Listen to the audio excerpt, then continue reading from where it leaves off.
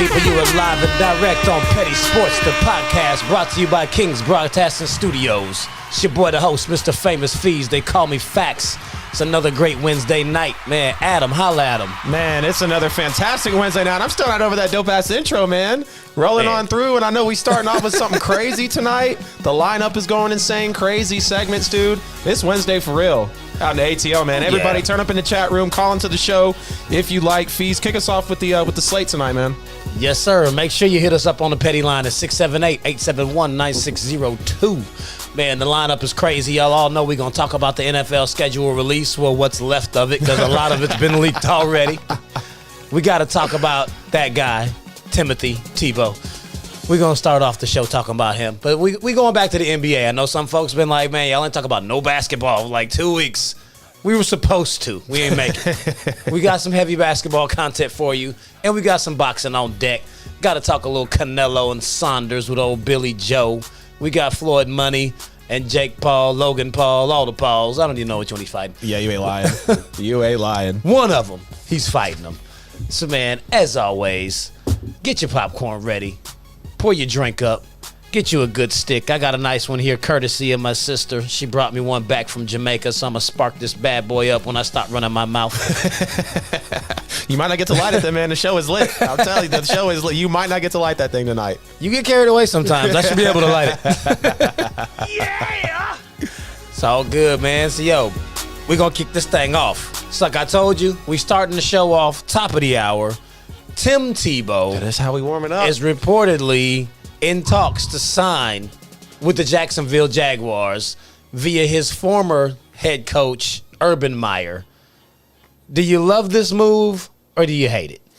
I'm not going to come out and say I'm loving the move, but I do respect the opportunity that Tim Tebow is going to take to try to chase this opportunity again. And we've seen his career, you know, from football to obviously going to baseball, dabbling back and forth, being in the booth. He's written books. He's a business owner. He's got his own foundation. And, you know, when you look at everything that Tim Tebow's been through in his career, a move like this doesn't necessarily surprise you, because when the guy played baseball in 2005 and then tried to do it again in 2016, it's like, okay, he likes to take these gaps and leap back into it. But more than anything, like I said, the fact that he's taken the opportunity and the fact that he's staying committed, the fact that he's going to stay passionate in what he truly wants to do and chase this spot.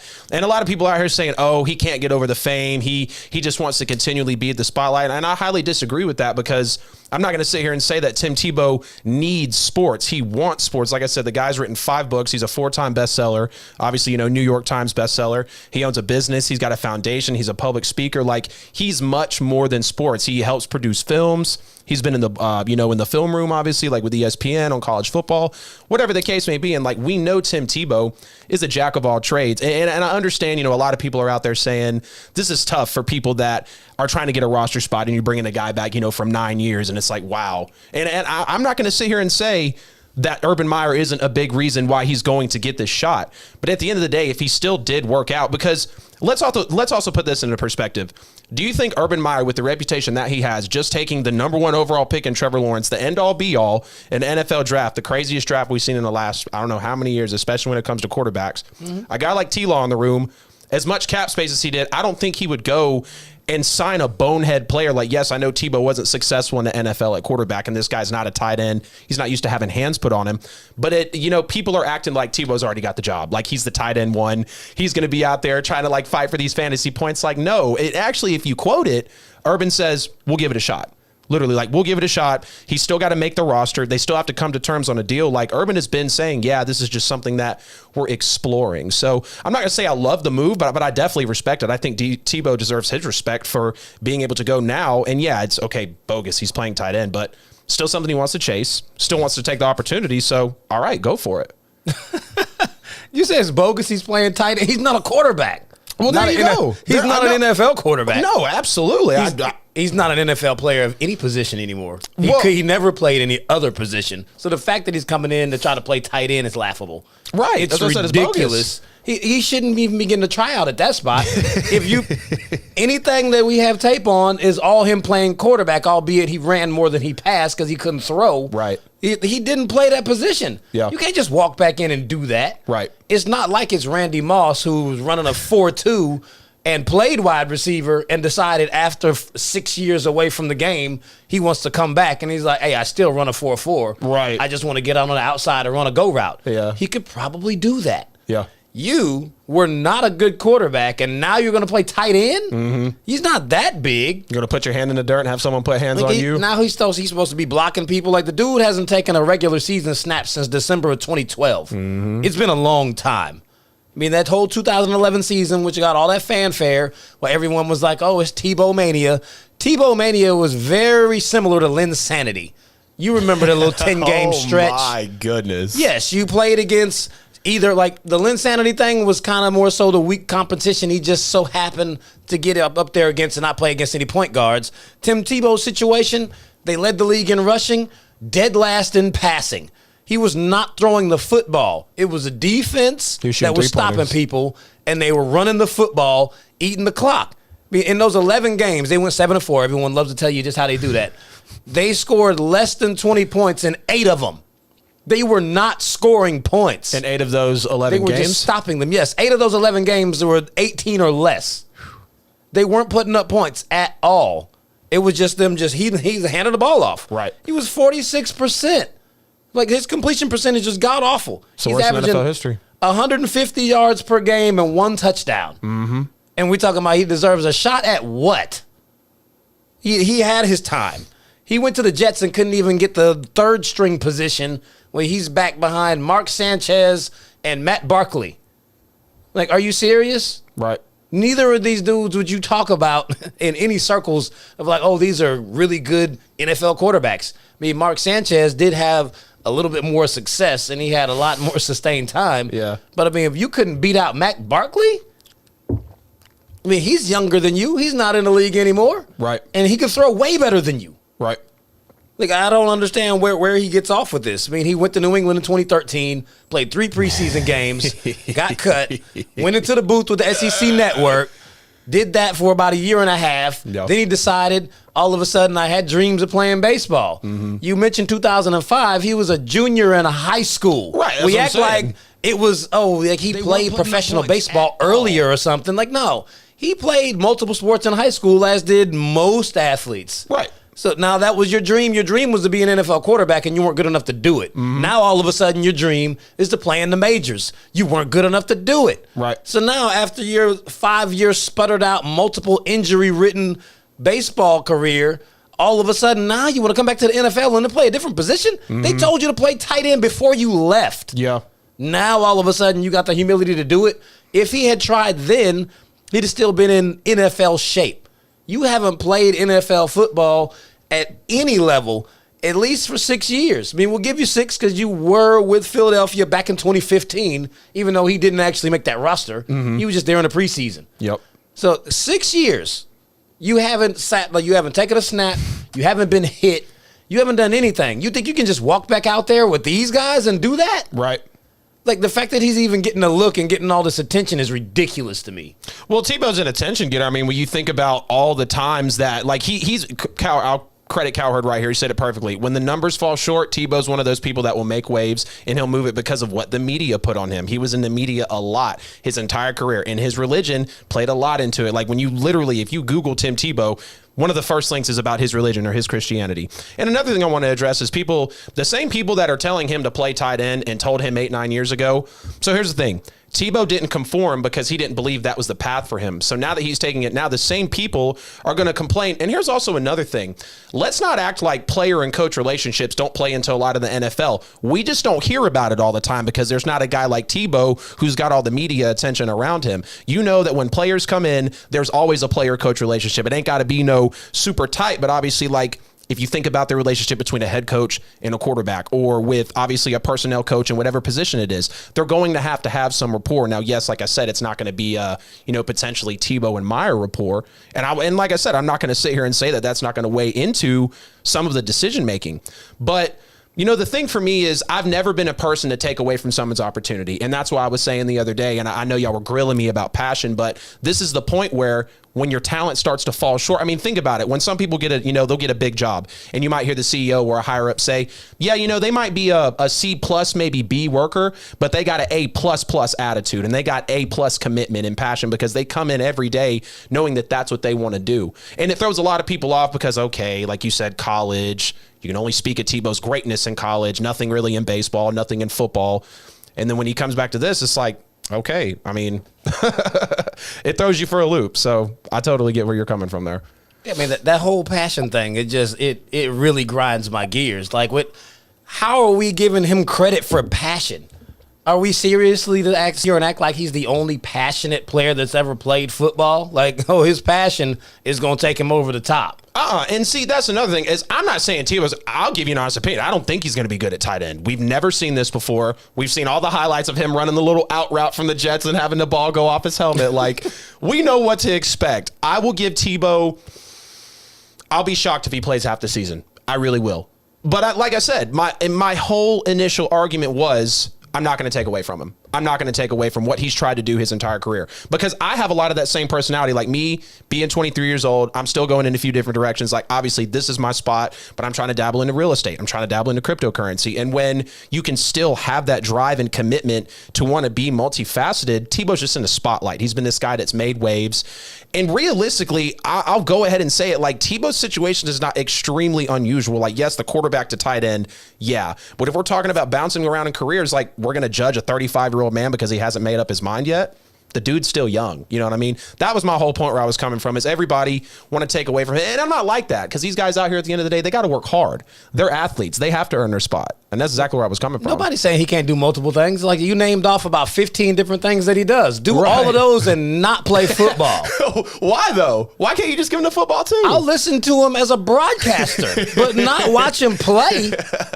You're not good enough to play at the NFL level. We've seen it. Friendly petty push-ups bet here.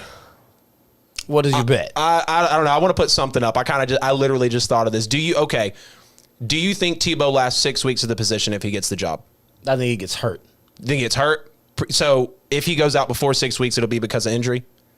Yeah, like he's not built for it anymore. 6 Right. years out, and then you're going to come in and actually be taking a literal punishing? Right, having hands put on you. So, okay, we'll go to this. You think Tebow loses it because of injury? Yeah. I think he loses it because of not performing. There we go. Whatever it happens to, we'll put 20 on it. Not a little light stuff at 10. We had to get warmed up on the show. We'll go with 20. Is that fair?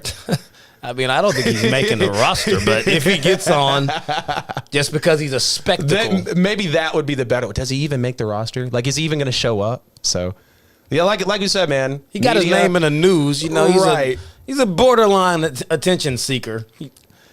He doesn't have all the symptoms of attention-seeking behavior, but he's on the cusp. I get what you're saying. And like I said, I understand where you're coming from. I just don't think it's a point where, because like I said, Tebow's written books. He's got a business. He's got his foundation. He loves to speak. Like, he's got a hell of a marketing team behind him. You know, that's what I'm saying. You pumping him out. Somebody's about to go look his books up. Attention-seeking. Why, though? Why can't you just do the football, too? Oh, man. It's about to happen. Well, we got started off hot tonight. It's ridiculous, man. Timothy Tebow from the tip top. I'm all the way against it. No Tebow. I'm not here for it.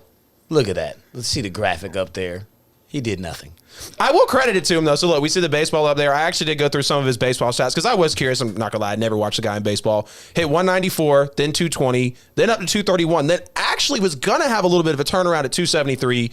Then he fell back down to 163 and announced his retirement. So, I mean, at least he kind of did better in baseball than the NFL, but that's not saying much, you know, considering he never made an MLB team. It was always like AA, AAA, like other leagues, you know. So, but yeah, man. Well, I mean, I will say this, just because we talked about his 2011 season, I have plenty of gripes with him. That 2011 season, he went 7-4 in his 11 games. He won the one playoff game. Everybody's had the whole rundown, so we don't even need to give all of the extras about that. But then they brought in Peyton Manning. Yep.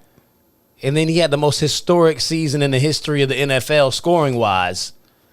Tim Tebow was driving a Lamborghini like an old woman. Yep. Why are you like, get out the fast lane? Yeah. He had that thing going 70 miles an hour. Peyton came in there and took it clean over 100. Oh, yeah. He had that roster, and he held it back. Yeah. So for as much as what anyone can say he did, like, oh, he's a winner, he did this, he held that team back. Yeah. It's very That's why he lost his similar. job. It's very similar if you want to give it a parallel. If we were to talk about Matt Castle, everybody goes back to he took the New England to 11-5. Yep. It's like, yeah, you're not taking into context the keys that he was handed. 11-5 to a team that won 18 straight, Right. and went to the bowl. You went 11-5 and missed the playoffs. That's an extreme drop off. Yeah. And even Matt Castle was better than Tebow as a pro. Right. He never actually played in college. He sat all 4 years at USC behind. He was behind Matt Leinart. Oh, wow. What a name, dude. Yeah, he was behind Leinart. He might have been behind Palmer in the beginning. I can't remember when he actually came out, but he was definitely behind Matt Leinart. He never played. Came to the NFL, finally got his shot. Went 11-5. Went to Kansas City. Turned around, went 11-5 again. He actually played full seasons and got starting jobs elsewhere. Played for Minnesota, played for the Cowboys. He had a much more fruitful career than Tebow. But I guarantee you, if you start calling out names, you wouldn't think of Matt Castle. But we give Tebow all the love in life. Like, man, miss me with Tebow. Go commentate on the SEC network. College football is your lane. He was great in college football. Oh, yeah. Go talk about that. Some people it's kind of tough for me, but some people are trying to say, like, oh, he's an all-time college QB. Like, yeah, he was good, but I mean, like, come on, guys, you know. I mean, I wouldn't argue that. Right. College QBs, he is an all-time great because the college game is different. You can get away with not throwing. Right. I think 32 touchdowns was his peak. I mean, if you think about that in college, you guys out here throwing 45, 50. Joe Burrow throwing like what, 55, 60 that one season. So yeah. Dude. But I'm done with Tebow. He's getting no more. He's got too much airtime already. Until it's inked, no more discussions. We're going to shift these gears to the real because I know y'all been waiting on it. It's out. It's been leaked. The rest of it is officially out now. The 2021 NFL schedule is in. Whoever your team is, check your schedule. Look at where you play. Look at when you play. See how bad you're going to lose and how bad I'm going to talk about you when we get on air every week. That's what it is. We see the very first matchup. September the 9th, Thursday night, the Dallas Cowboys are at Tampa Bay, where Tampa Bay becomes the first team to not only play in a home Super Bowl and win a home Super Bowl, they'll now open the next season in the same stadium that they won the Super Bowl in and dropped the banner. I mean, that's a lot. So, I mean, with this Cowboys matchup, Dak Prescott should be back. We see the Tampa Bay Bucks really literally re-sign all 22 starters. It's unreal. And a couple of people on the side. Yeah. Do you give Dallas any chance of winning this game? Yeah, I do, because Dak Prescott coming back, like, you know, some people obviously, like, he's primed for the comeback player. It's, again, talking about the media on a guy. The media will probably give Dak Prescott the Comeback Player of the Year award. One season, so. But, I mean, when you talk about, you know, him coming back from the injury, you know, missing all that time, Dallas being extremely terrible. Now they came into the draft, had a pretty decent draft. Actually played it cool, got some defense. They got like 90 linebackers for some reason. But, you know, Micah Parsons is going to be there. Amari Cooper still, you know, you've got CeeDee Lamb in his second year. And you really want to see the emergence of Zeke. I think, you know, last year everybody was giving the excuse for Zeke, you know, no line. And I agree. Like, I'm not going to, I mean, you take any line away from a running back. I mean, unless we're talking about all-timers, you know, like Saunders or Emmitt Smith or something, you know, like you're going to have a line to be extremely productive. And so when you look at Zeke, like you want him to have that spark back underneath him. You want him to feel like a dangerous running back, because he never really felt like that last season. You know, like he had his great years where he came in, you know, led the league in rushing 2 out of the 3 or 3 of his first 4. We witnessed the holdout. And if he would have played all the games that one season, he would have led the league in rushing his first 3 or 4 years in the league. So like, there's no question that Ezekiel Elliott is a monster, but I'm ready to see this Cowboys defense. We see Micah Parsons. We see all the people that they brought onto that defense. Now it's time for them to produce. Now it's actually time for them to step up in that secondary, have that front seven, put some pressure on Brady, because I'm convinced right now Tampa Bay might be the best, like all around offense, defense, maybe give special teams to like another team out there. But I mean, you talk about the trenches, the receiving core is deep. We know who the quarterback is. Fournette and Rojo are back. So like, it's going to be a great game. I do give Dallas a chance, but if it was like a 35-21 kind of game, Tampa Bay up top, then it wouldn't be surprising. I mean, Tampa Bay is going to they're just going to be that team, like how it's felt like the Ravens were a couple seasons ago, how the Chiefs were. Like now that they've got the continuity, they're here and they're going to be feared by everybody. So definitely taking Tampa Bay to win that game. Oh, man, I'm easily taking Tampa Bay, and I don't really feel like Dallas has a legitimate shot to win the game, and it's not because they don't have a good team. They really have made strides to try to fix the defense. Right. But it being the very first game of the season, I don't think they're ready. Like, it doesn't matter how many people you bring in. Week 1, you're going into Tampa with a well-oiled machine. Oh, yeah. They went through this last year, fixed it, went all the way to the mountaintop, and now they're just tweaking it to make it better. Like, it's going to be an ugly opening matchup. I think Dallas is going to get blown out. Ooh. It's not going to be nice. That defense isn't ready. Yeah. Brady with this crew is going to come out. Like, they have plenty of time to make even more adjustments to their offense. Like, it's going to be a massacre. What are you predicting? I mean, I'm thinking that game is going to be something to the tune of like 38-10. Whoo. Oh, my God. I was thinking like maybe a 35-14. I was like, okay, is he going to say like a 42-28? Because we know Dallas can give up a lot, but then they like to really be great per se, all these numbers in garbage time. So yeah, but Tampa Bay has it on both sides of the ball. Right. No, I their agree front with four you is there. nasty. Their linebacking crew is nasty. Dak Prescott hasn't played in over a year. Yep. His first game back, you get that. Did you see what they did to Pat Mahomes? You talk about your O-line is back. Like, they man, made them rebuild that whole line because of that one game. 60 minutes was all it took for the Chiefs. I was like, okay, we got something to fix here. like, Dak is nowhere near as dynamic as Pat. I mean, Pat made some ridiculous throws and still couldn't get him in there. Yeah. If Dak gets beat up like that, they might not put up 10. I mean, 10 points might be disrespectful to Pat Mahomes. Right. He couldn't get 10. I don't know why I gave Dak so many. Right. He got a field goal. He going to get inside of 40 like one time. 38-3. I'm taking a whole touchdown off the board. Saints Bucks. All right, here we go. I'm cool with it. It ain't going to happen this year. Oh, that will not be the case this year. That's how it feels with the players we lost, man. That is really how it feels with all those guys out of town. Yeah, man. So we're going to keep this thing rolling with the Thursday night games because that is the first Thursday night game. Mm-hmm. So they tried to do a little better. I mean, you know, generally the Thursday night games are ugly. Yeah. Yeah, I'm looking here like Panthers, it's not 100% Texans. better, but I mean, we got Rams Seahawks week 5. That's not bad. I mean, I would definitely watch that. Week 6, we got the Bucks at the Eagles. I'll rock with that too. We want to see what Jalen Hurts is doing. Philly should actually be like on the come up. Right. I mean, with Devontae, Jalen Reagor back, Jalen Hurts finally gets his he's getting a full season under his belt, the off season. Right. It's like, hey, I mean, you got Saunders and Scott.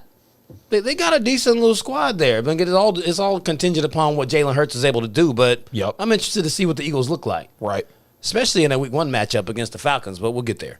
We're still on Thursday nights. Speaking of the Falcons, there's a Patriots at Falcons week 11. Ravens at Dolphins week 10. I'll absolutely be at that game.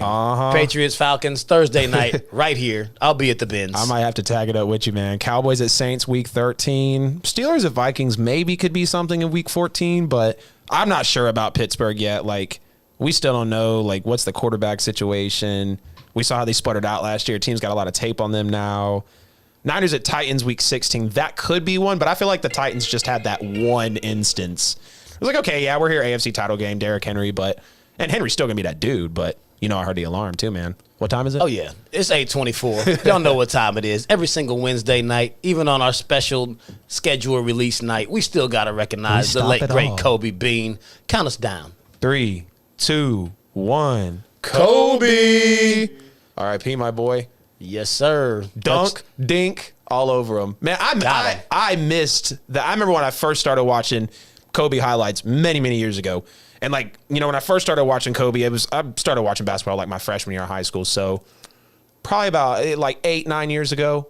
Yeah. And, you know, Kobe was kind of later in his career because he retired, I want to say, my sophomore year. 2016. Yep. No, okay, actually, so he retired towards the end of my high school career. But I remember watching him like early on, like, wow, Kobe was this athlete. I mean, because I wasn't alive to watch him at that point. But, you know, seeing all his highlights, like, wow, this dude was crazy athletic early in the days, like posterizing anybody.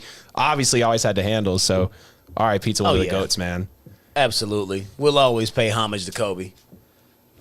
So, man, back to our matchups. Pats Falcons. I'm definitely going to be in the house for that. Oh yeah, you got to be, man. Is this the first time that Is this the first time playing since the Super Bowl? No, they played in 2017, the following season. Oh, okay. You remember the fog game in Foxborough? Oh yeah. Well, that crazy Julio ripped the ball at the dude's hands. Yeah, that one. Okay, he ripped it away from Malcolm Butler. Yeah. But they lost that one too, though. Right. Don't let it be. Don't let it be twisted. Yeah. I mean, you see, I didn't even take that opportunity to go back in the Super Bowl 51. We'll just keep it in 17. We won in 2017. We still got it there, too. You got to talk to me about a year before. Yeah, I mean, we like the Falcons. I think lost to them in the 21st century. I think a lot of people do, man. Yeah, I know the Cowboys do, too. Oh, absolutely, man. So, man, what are we looking like for Monday night? I know this first Monday night game, we've got the Baltimore Ravens at the Las Vegas Raiders. First game in Allegiant with fans. It's funny, people like to say that the Raiders play really good at home. Like, the referees are amazing in Las Vegas. They want that stadium to be all the way right. I'll tell you what it is, bro. Week 3 of last year, a little flashback for everybody. So I was in a Pick'ems league, and it was Saints-Raiders, first game at Allegiant Stadium, Saints on the road. Breeze looked awful. That was like the first game of the season. It was week 2. You're right. It was week 2. And because we had to go back home in week 3 to face the Packers because we started 1-2 for the season. Yeah, it was a little nerve-wracking. But I remember that week, I was 15-0 in Pick'ems, had everything picked right. And, of course, I had my Saints picked for that evening. We go out, stink it up. Everybody's writing about the Raiders. And I was like, don't y'all know that was the Saints defense in week 2? Because now we see the Saints, they finished like 4th in the league in defense, 5th in passing, But I think that one game, first game in Allegiant, like there were no fans there. It was the first time it was ever played in, big victory. I want to say they scored on like 6 or 5 of their last 6 drives of the game. They just went off. But yeah, everybody was super hype about that one. It's like, the Raiders still have a lot of work to do. And I believe in Derek Carr, not to take them far. Like, he's got a lot of raw capability, but he's so inconsistent. Like, he can never just stay that dude. He's never been the same since the injury, too. He start off 9-0, he goes down with the leg, so. Oh, yeah. I mean, he's extremely inconsistent. I mean, I was trying to explain this to everyone when I watched the game. So I was with the Saints fans watching it when y'all played the Raiders. Mm-hmm. And I was like, watch, next week they come to Foxborough, we're going to destroy them. Right. We ran them off the field, and we weren't even that good. Right. It's just that the Raiders aren't that good. Right. That was that first game in that stadium. They were not going to allow them to lose that day. Yeah. That's all it was. But I think we might get something similar to that. First game with fans, Baltimore is in trouble. Oh, yeah, absolutely. Brand new stadium, newest stadium in the NFL besides SoFi, right? They're about to bring a new meaning to the 12s. Yeah, black hole. Well, no, I think they're trying to steer away from that, aren't they? Like, is it like no more black hole kind of thing? Because, not in Oakland, just Las Vegas. I don't know. I mean Oakland is a forgotten about city. They're losing all their teams officially. Yeah. The Golden State's the last hope, man. No, the Warriors are in San Francisco already. All right, there you go.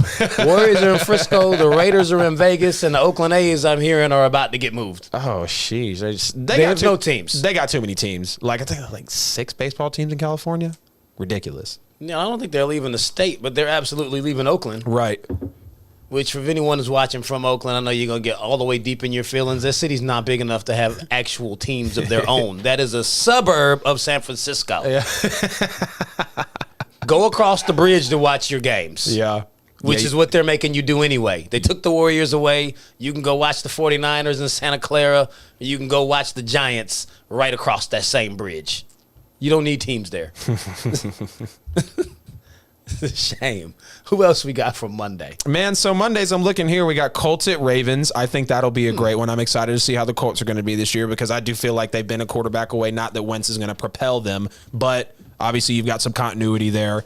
You're definitely giving them an upgrade in terms of talent. I mean, line, defense, like healthy players more than anything, Let's see here. We've got Bills at not. See, I'm not high on the Titans, man. A lot of people, I remember last season, people were really putting the Titans in their top 5 for the longest time. I said, have y'all seen their schedule? I said, have y'all seen who they've played? And it was kind of the same thing with the Colts, but obviously the Colts fared out, better than the Titans did. They had a tough first-round matchup in the playoffs.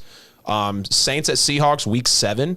That might not be too bad, but I'm really just looking at that, obviously, being a Saints fan, because I really don't know what we're going to be this year. We had, off the top of my head, I'm thinking of 6 key contributors we had leave the team, especially Emmanuel Sanders and Jared Cook. Like, that's why I was so pissed off about getting a wide receiver in the 7th round. Like, really?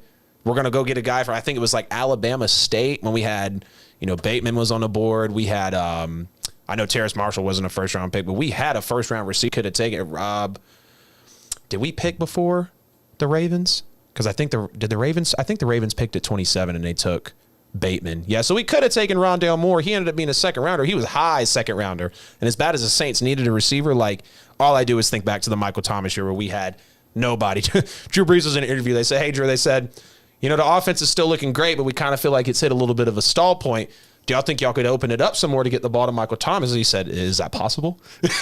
Like, I can throw it to him more? Like, come on, dude. That was the year before the record-setting season. So now here's one I am excited about. Still don't know about the Steelers, but I'll take any bit of Justin Fields I can on weeknight Monday Night Football. Bears at Steelers.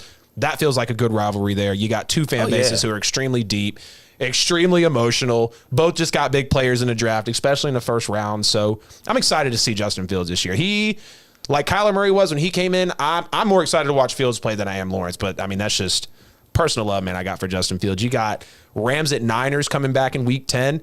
Got another Giants-Bucks game. You remember that Giants-Bucks game last year? Everybody was like, oh, the Bucks, where are they going? I was one of those. I was like, no, not Super Bowl contenders, and they whooped my ass in the playoffs. So I'll remember to talk about Brady again. That's one of those things. I mean, you just have to understand. As Patriot fans, we all knew good and well he wasn't going to blow out the Giants. He's never done it.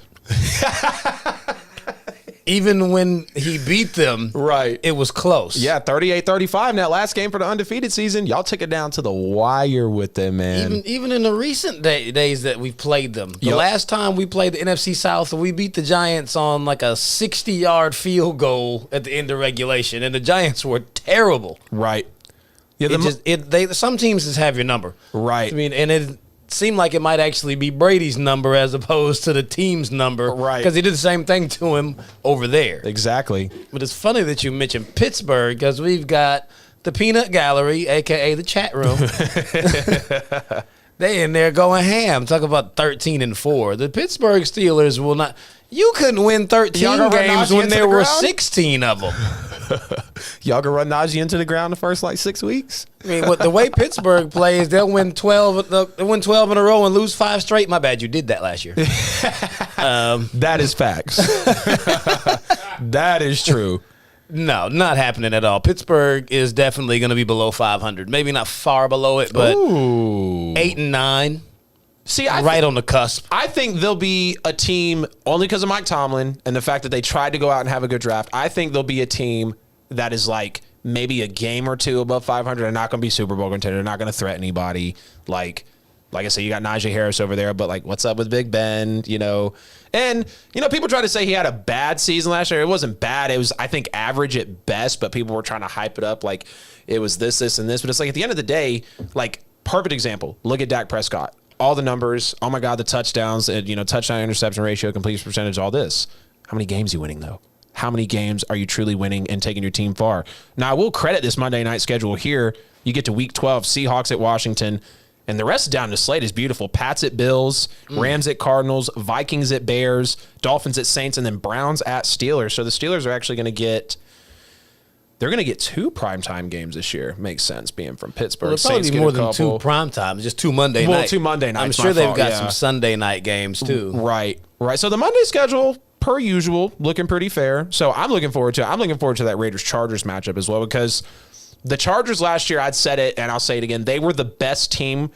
They were the worst team last year because they had all that talent, but they had the injuries. Justin Herbert's obviously a baller. You got Keenan Allen.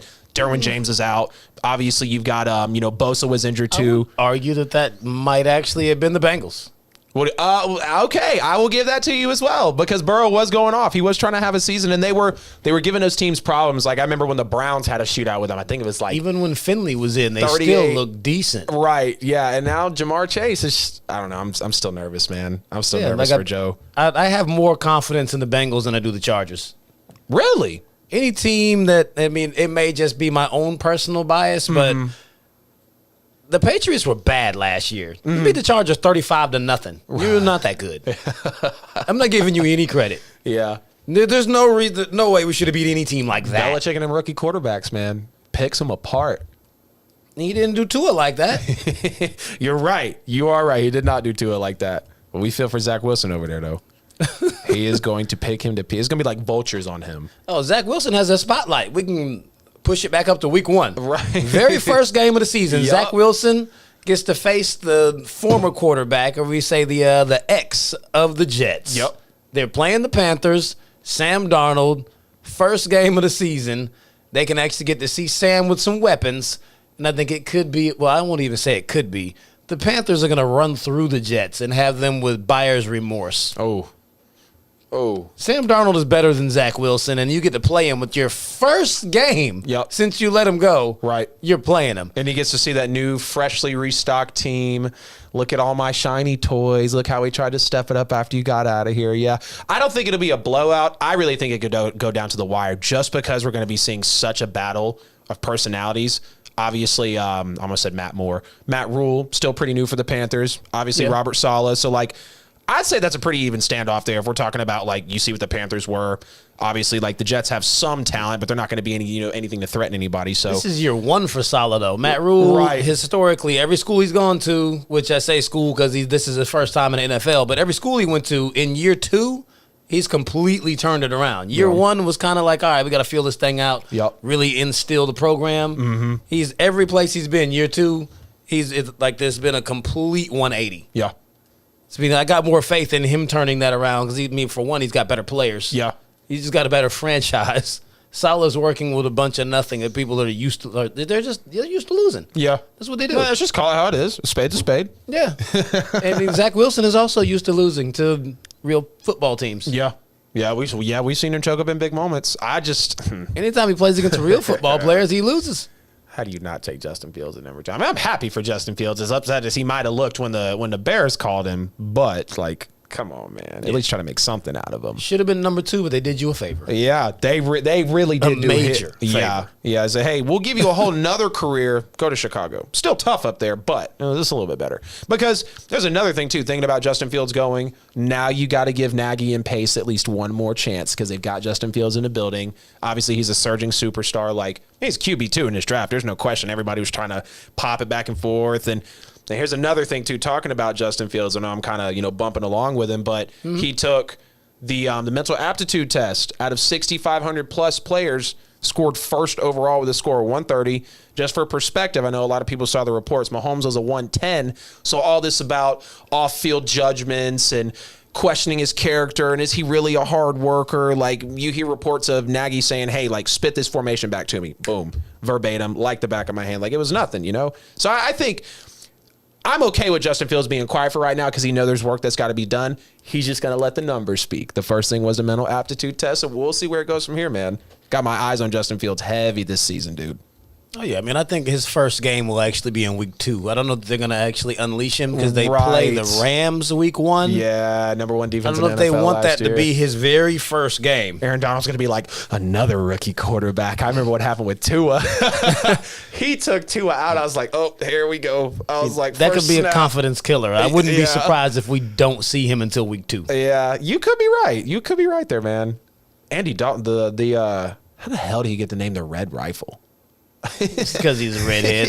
It flowed, really. Like, it was literally his hair. Right, yeah. Like, we know he had some wins in Cincinnati, but, let's not, like... It was either going to be Red Rifle or some sort of variation of Carrot Top, and that would have been really ridiculous. So that's what they went with it. Yeah, agreed. He actually wasn't bad, though. Right. Yeah, he led the Bengals to some reputable seasons. He fell off a cliff, but he wasn't bad when he was actually, like... When they made the playoffs, like, 5 times. Mm-hmm. Might have been like decent. Early exits, but they got in there. They didn't win any of them, right? But they were making it. Mm-hmm. So, I can't all the way hate on him. Yeah, but he sucks now. You ain't lying about that. So, man, we gonna let Mike Beasley pay these bills for us one time. But when we come back off of this brief commercial break, we got the first edition of Petty Feud. Ladies and gentlemen, thank you. Famous Facts Feeds. This is Mike Bell, baby. Thank you for joining and tuning in tonight to Petty Sports Wednesday Night Edition. Like always, every Wednesday, 8 o'clock, right here on King's Broadcasting. You can tune in to these guys, Famous Facts Feeds and Brother Adam Lewis. They go in, you know the routine, like always. Man, share the show. do us a big favor. Help us go viral. Help us go digital. Everybody that has shared the show up to now, thank you so much. Everybody that's participating in the chat room, thank you so much. We see you out there. Jamila, Wesley, you know what I'm saying, and everybody else on the other pages. I can't see you right now. But call in. 678-871-9602. 678-871-9602.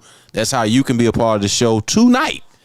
Go check us out on Spotify, Apple Podcasts, Google Podcasts. And you can catch some of the past shows, Petty Sports right there. You know what I'm saying? At your convenience when you're riding in your cars or wherever you listen to your favorite podcast. Hopefully Petty Sports is one of them. So just go to Apple Podcasts, Google Podcasts, or Spotify. Type in Petty Sports. That's with a Z. Petty Sports with a Z.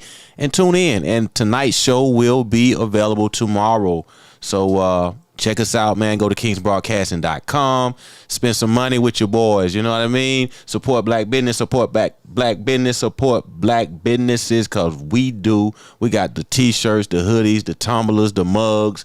We got a whole lot of gifts over there that you can pass along to some friends, neighbors, family members, and help them support what we do here. And if you like what we do, spend some money. Hit that donate button at the bottom of the kingsbroadcasting.com page.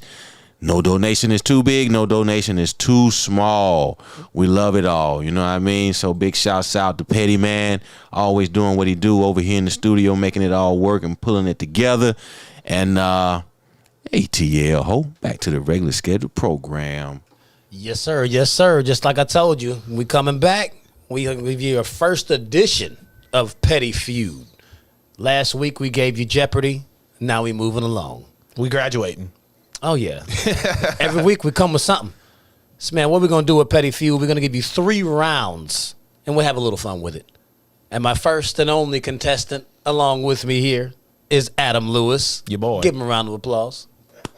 Can I get some clapping, please? I got no audience. I know he got that button on the board over there. He ain't even give you no clap. There we go. I'll get some cheers. Hey, that's fair enough. It's like me walking from the back. I got a tight blazer on. Just got the shoes. You know what I'm saying? Just got them clean, man. I'm behind a little desk, so we're good. We're out here. Let's get it going. Yes, sir. We're going to give you 3 rounds. We're just going to jump in right off the blocks. Can I get a little theme music, please? Yes, sir. Oh. Hey, it's real, y'all.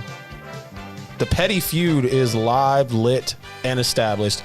First question on the board in the Petty Feud. Man, I'm ready for this tonight. This is going to be fun. Yes, Jeopardy sir. was a blast. Shout out Mike Bell for giving us the big compliment, pushing for this segment, us putting it together.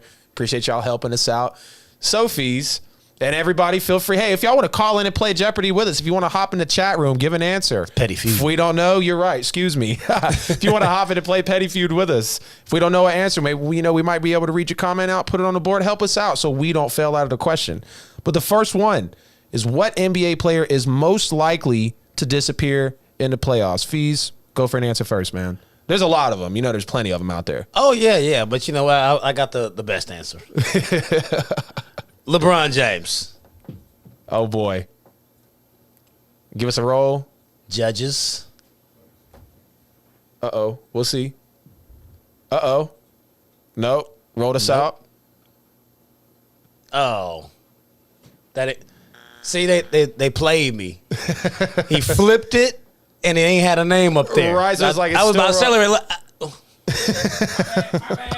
No, you go, man.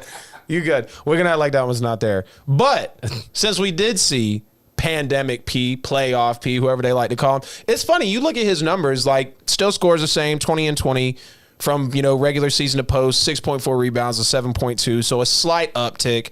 Same thing with the assists. And he really just shoots a little below his overall percentage and a little bit, below 3-point percentage as well, but still consistently being on these teams, like, supposed to be your number 2 guy. We saw how he really showed up short with the Clippers last year. He's seen it with the Thunder. I mean, maybe a little bit with the Pacers, but it was never enough to really surge a team, and we get so much talk Paul George is a top player in this league, and like he can be. But I said it when the bubble was going on last year. He doesn't have what it takes to propel a team. I personally don't think he does. And if that is or isn't because of the injury, so be it. Like he's still not out there performing on the court. Like I said, there's no doubt he can be a top player, but it's very few and far between. So only time he ever showed it in the playoffs was when he was with the Pacers. Yep. Like I said, very, very short amount of time. So we got the number one answer on there. I'll take a guess now. An NBA player that disappears into playoffs. 4 answers left. I know. I'm going to go and say... I'm going to say Blake Griffin because he was a top player at one point for the Clippers. Like when the Clippers got in there, he was never able to show up. I mean, kind of Chris Paul too, some Caron Butler, like, you know, maybe DJ, but Blake Griffin being a top player at one point, yeah. I'm going to say Blake Griffin. Yeah. No way he's up there. No way. Yeah, definitely not. There's my second X. He's going to be blasting me with the sound here. Absolutely not. They're going to be up there the whole time. All right, Fees, we got to get some saviors, man. We got two straight. We got to roll these next 4 if we want to even survive in the first round. Chat room, help us out if you got to. I'm gonna keep this thing with your Clippers roll because you know I'm not a fan. Right. CP3, he's got to be up there. Yeah. That man has never been to the finals, gets way too much credit for everything. And you know this is a Westbrook sponsored rant. I don't like him. CP3, give me CP. Give me some sound. Give me some sound. Give me that better not be my third X. We can't lose on round 1. Yeah, we about to blast out in round 1, man, potentially. What the hell? Damn, dude. No, you're good, man. Oh. No, you're good. I think either way. You know what I'm saying? Yeah, no, I know. I got you. I got you. You're good. You're good. So we will take another guess here because obviously a guy always wants to whistle in the playoffs. We've seen it with the Rockets. I'm kind of curious what's going to happen with the Nets. James Harden. Got to be James Harden up there. This will be our first actual ping for a win of the match. There we go. There we go. That is a correct answer. So you know we got James Harden up there. All right, we moving. Yeah. Since he in the Eastern Conference, I'm gonna keep you East this time. Yeah. The 2-time defending MVP, still never been to the NBA Finals, gets shut down every year in the Eastern Conference Finals, which I don't even think he made it that far last year. Right. I'm pretty sure he didn't make it that far. But yeah, Miami gave him work. Toronto gave him work. Don't know who it's going to be this year, but he's going to get work. Giannis, the Greek freak. Give me Giannis. Antetokounmpo. Let's go. Keep us alive. Oh, yeah. Yeah, we're not going to cash out in the first round. We are not cashing out in the first round here. Fees, we on the knowledge, man. It's not going to happen. We know it is not going to happen. Another player now. Some people kind of go back and forth with this, but we know the problems roll around in the postseason. The numbers might be there when he's actually able to be on the court, but Anthony Davis sometimes with the injuries. I think AD could be one that could definitely show up for us. Anthony Davis for the number 4 answer. Give him the injury run. Right, injury run. AD. There we go. AD. He's going to literally disappear. Yeah.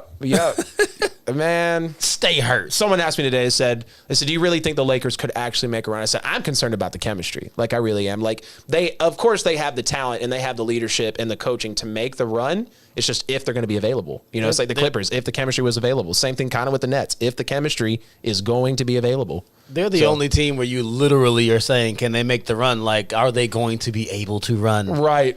Literally, can they actually move? Can't do it. Right. Can they actually move throughout? Yep. We got one answer left, bro.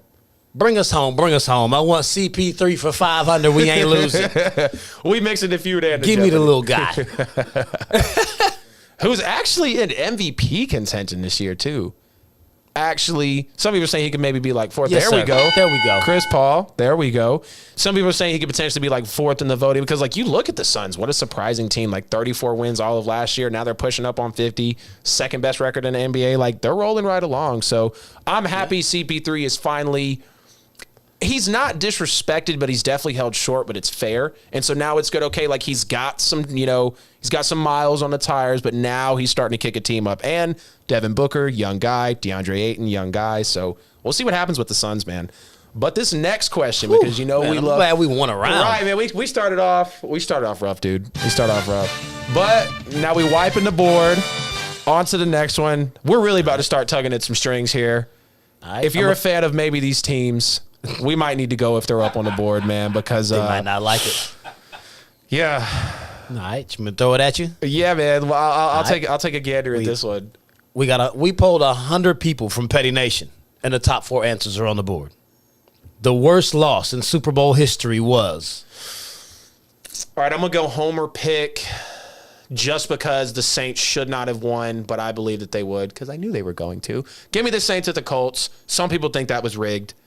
Peyton Manning with the interception. Apparently, he looked visibly upset before the game. No, the Saints came out and won. Katrina was a few years before that. Give me that up there. Judges? I'm going to do all this talking. Bounty Gate? You did not just do me like that. He's a Bounty Gate? No players. No Give me Brett Bounty Favre. Gate. Yeah, okay, man. So we got to get the next round, we're going to nail all of them in the next round. Like, boom, boom, boom, right off the bat. But, Fees, what would be one that you think would be the worst loss in Super Bowl history? Oh, I promised y'all I wouldn't do this to y'all, but I have to just because we're playing the game. It has to be 28-3. You see my helmet up there. It's sitting right next to a Falcons helmet. It's a Falcons and a Patriot helmet on the table. Boy. Give me Super Bowl 51, 28-3 for number 1, baby. Let's go.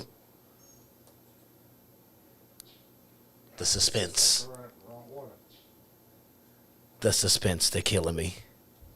Oh, we got a double. Look at that. 2 New Englands. Oh. But that one is fair. That one is absolutely fair. Super Bowl 4. We got a little double trouble. They gave you the 1 and the 3, man. I got a 2 for 1 on that. Right. Hey, we'll take it, though. Should have ran. Marshawn Lynch. I thought I was getting the ball. I thought he was too, man. Malcolm Butler. Back-to-back Super Bowls. When that play happened too, I felt bad for Seahawks fans. Yes, you didn't run it, but that play was so bang-bang. Like, I was waiting for the flag and it didn't come out. I was like, okay, probably because it's towards the end of the Super Bowl. They get real strict in the NFL, like, let's play. But I feel like there was that little bit of contact on, from Malcolm Butler right before that ball got there. But whatever, it happened. That's legal. A little bit of contact, though? Like to completely hit someone for the ball gets there? That's pass interference. No, not when you're playing the ball. Well, it was still too early for me. I didn't like it, especially seeing how it was in the Super Bowl. I know there were a lot of pissed off Seahawks fans. Like, we're going to totally deny the fact that we didn't run the football. We're going to stay caught up on that. I remember watching that. They were on the 1 yard line. Right. So clearly he was still in the bump zone. I remember. You know what? You are right about that because when you're inside a certain yard line, yeah, because I think that's where, like, isn't that one of the only places where, like, they're a lot more lenient about picks? Inside of 5 yards, you can still actually touch the receiver. But when you're going for the ball, he could have done that if it was a 50-yard bomb. Yeah. Okay. Look, you learn something every day about the rules, man. I'm getting educated over here in the middle of Petty Feud. Oh, absolutely. Absolutely. So Fee's got the 2 for 1. And so we're going to guess another one up here. Patriot way.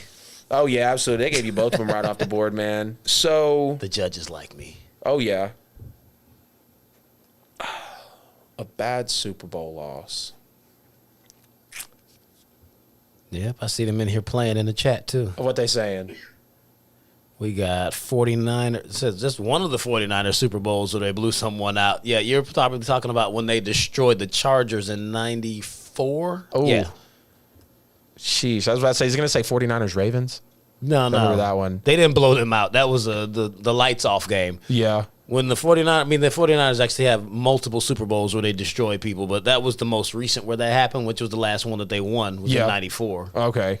They beat the brakes off the Chargers. Whew. What was the score? Oh, I don't remember. Embarrassing enough to not be that impactful. Yeah. All right, so the next one. I feel like I want to go with that. No, that wasn't a bad one. That wasn't a bad one because they had a surging comeback there. All right, what KISS, man? Keep it simple, stupid. I guess we'll go with the helmet catch for the Patriots. Another New England one, just because they were undefeated that season. That's how you feel? Yeah, man. You got the helmet on the table, man. We got the 2 for 1 answer with the Patriots. Yeah, let's go ahead and make it a 3 for if it's up there. The helmet catch with David Tyree. Super Bowl 40. That's how you feel. Yeah, man. I'm rolling it all out. It'll be okay though. Good. Fee's happy Better about not that be one. up there. Although I think that was probably worse than a 28-3 in my opinion. You can't keep doing this to me. We already did the Mac Jones. We're not gonna keep doing this every week. Oh yeah. We already had our fun. Shoot. Yep. Right, I'm gonna poll the audience, and I'm gonna just mash all the games together. Like poll the audience here. I don't know what that was on. Okay. Be a millionaire. I think that was what it was. I'm gonna take Jamila's answer, which was gonna be my next answer anyway. Give me the Seahawks, Legion of Boom, destroying Denver, 43-8. Disgusting game. Ball over Peyton Manning's head. First quarter. Game was never close. You talking about the Bruno Mars concert? Oh yeah. God, dude, I remember they were there. I was at a Super Bowl party. They were betting on it, and they were trying to bet the last, like the what is it, man? I'm drawing a blank. Like the ending number for the Broncos score at the end of the quarter, and because they went for 2, it knocked him out of the bet because he thought it was going to be 7. They went for 2 and got it. So Legion of Boom. That was embarrassing because that was the number 1 offense versus the number 1 defense. Peyton Manning had broke Breeze's yard by like 1. Yeah, by like 1 yard, literally. Yep. Threw for 55 touchdowns, broke the single season scoring record. There we go. Yep. We're going to hear a bing on here. All right. Now we got 1 left. Let's go. It's either 1 answer or 1, what's it called? Or 1 X, man. We got another comment out there in the chat? You got it right. Oh, yeah, you are right. Yeah, okay. It's up. They faked you. I appreciate y'all. I love y'all. Really? So much. Oh, yeah, there we go. Really? Mac Jones. I don't even want to hear the We Won the Round music. You don't run me out like that. Yeah, don't play that. Just on to the next. We'll wipe to the next screen. Fees is like, y'all really done tricked me. He ain't even going to participate in the next round now. The Y'all realize judges y'all got just jokes. did? Yeah. You see, the date, man. I'm just going to call it out for Adam. And we still got another hour to go. And now he going to be, oh, man, with that one up there, I don't know how to do it. You don't know how bad this is. Like, I literally went on a job interview, and a dude had a picture of the David Tyree catch on his wall, Uh-huh. and I couldn't talk. It was like, yeah, I was want like- this job. I was stuck. I had no words. Like, why is that on the wall? Like, you playing with me? Like, sir, are you okay? Yeah, I just had a little bit of PTSD. I'm sorry. I just missed history there. It's extreme. But you got to give hats off to Eli for that final drive. No, I no, know. I won't. Yeah, it's like, no, I'm not going to. But that final drive by Eli, It's like you was asking the pretty Falcons immaculate. fans to appreciate what happened to him in that game. Yeah, appreciate the first 3 quarters for me. No, not gonna happen. Like, Who no. took the dub? Yeah, no, I feel you. If you're not first, you're last. Unfortunately, when you're in the Super Bowl, man, if you're not first, you're last. Pretty much. So for the third question here, we had obviously some reunited guys in the NFL draft, quarterback, wide receiver duos, teaming back up from college. What is going to be the top college teammate pairing from the 2021 NFL draft? Top 3 answers are on the board. I think we have more than 3, but we're talking about the 3 most impactful ones. Fees, you want to go ahead and take a swing at this one first? 3 most, I'm going to give you the top most impactful pairing of the whole quarterback teammate pairings. Like to call it reunited, and it feels so good. Reunited and it feels so... Oh, wait, we still on air. My fault. Excuse me. Oh, boy. Well, you still sing there, like my- Tim Tebow played quarterback. Wow, we just had to go there. Hey, that's true, though. I will accept that. Hey, man, I'm up here on the mic. I'm not singing. I'm broadcasting to you guys. Perfectly placed. I agree. Highly agree. Can't even be mad about that. I know I'm not a singer, brother.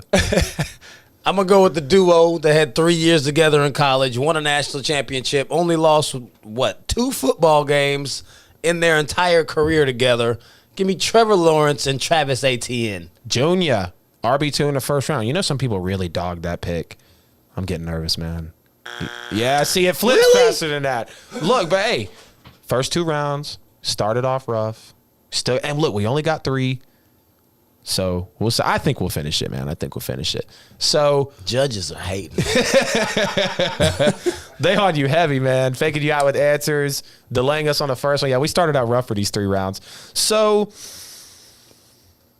I know Tua and Jalen are going to be able to play effectively. Tua's arm just worries me. And you kind of get the impression, okay, is Jalen maybe too fast for Tua in some points? Yeah, they threw together at the college level, but this is tighter coverage. Your line's not going to be like it was. Like, your receivers aren't going to have as much space. Like I said, you're obviously going to have much tighter coverage.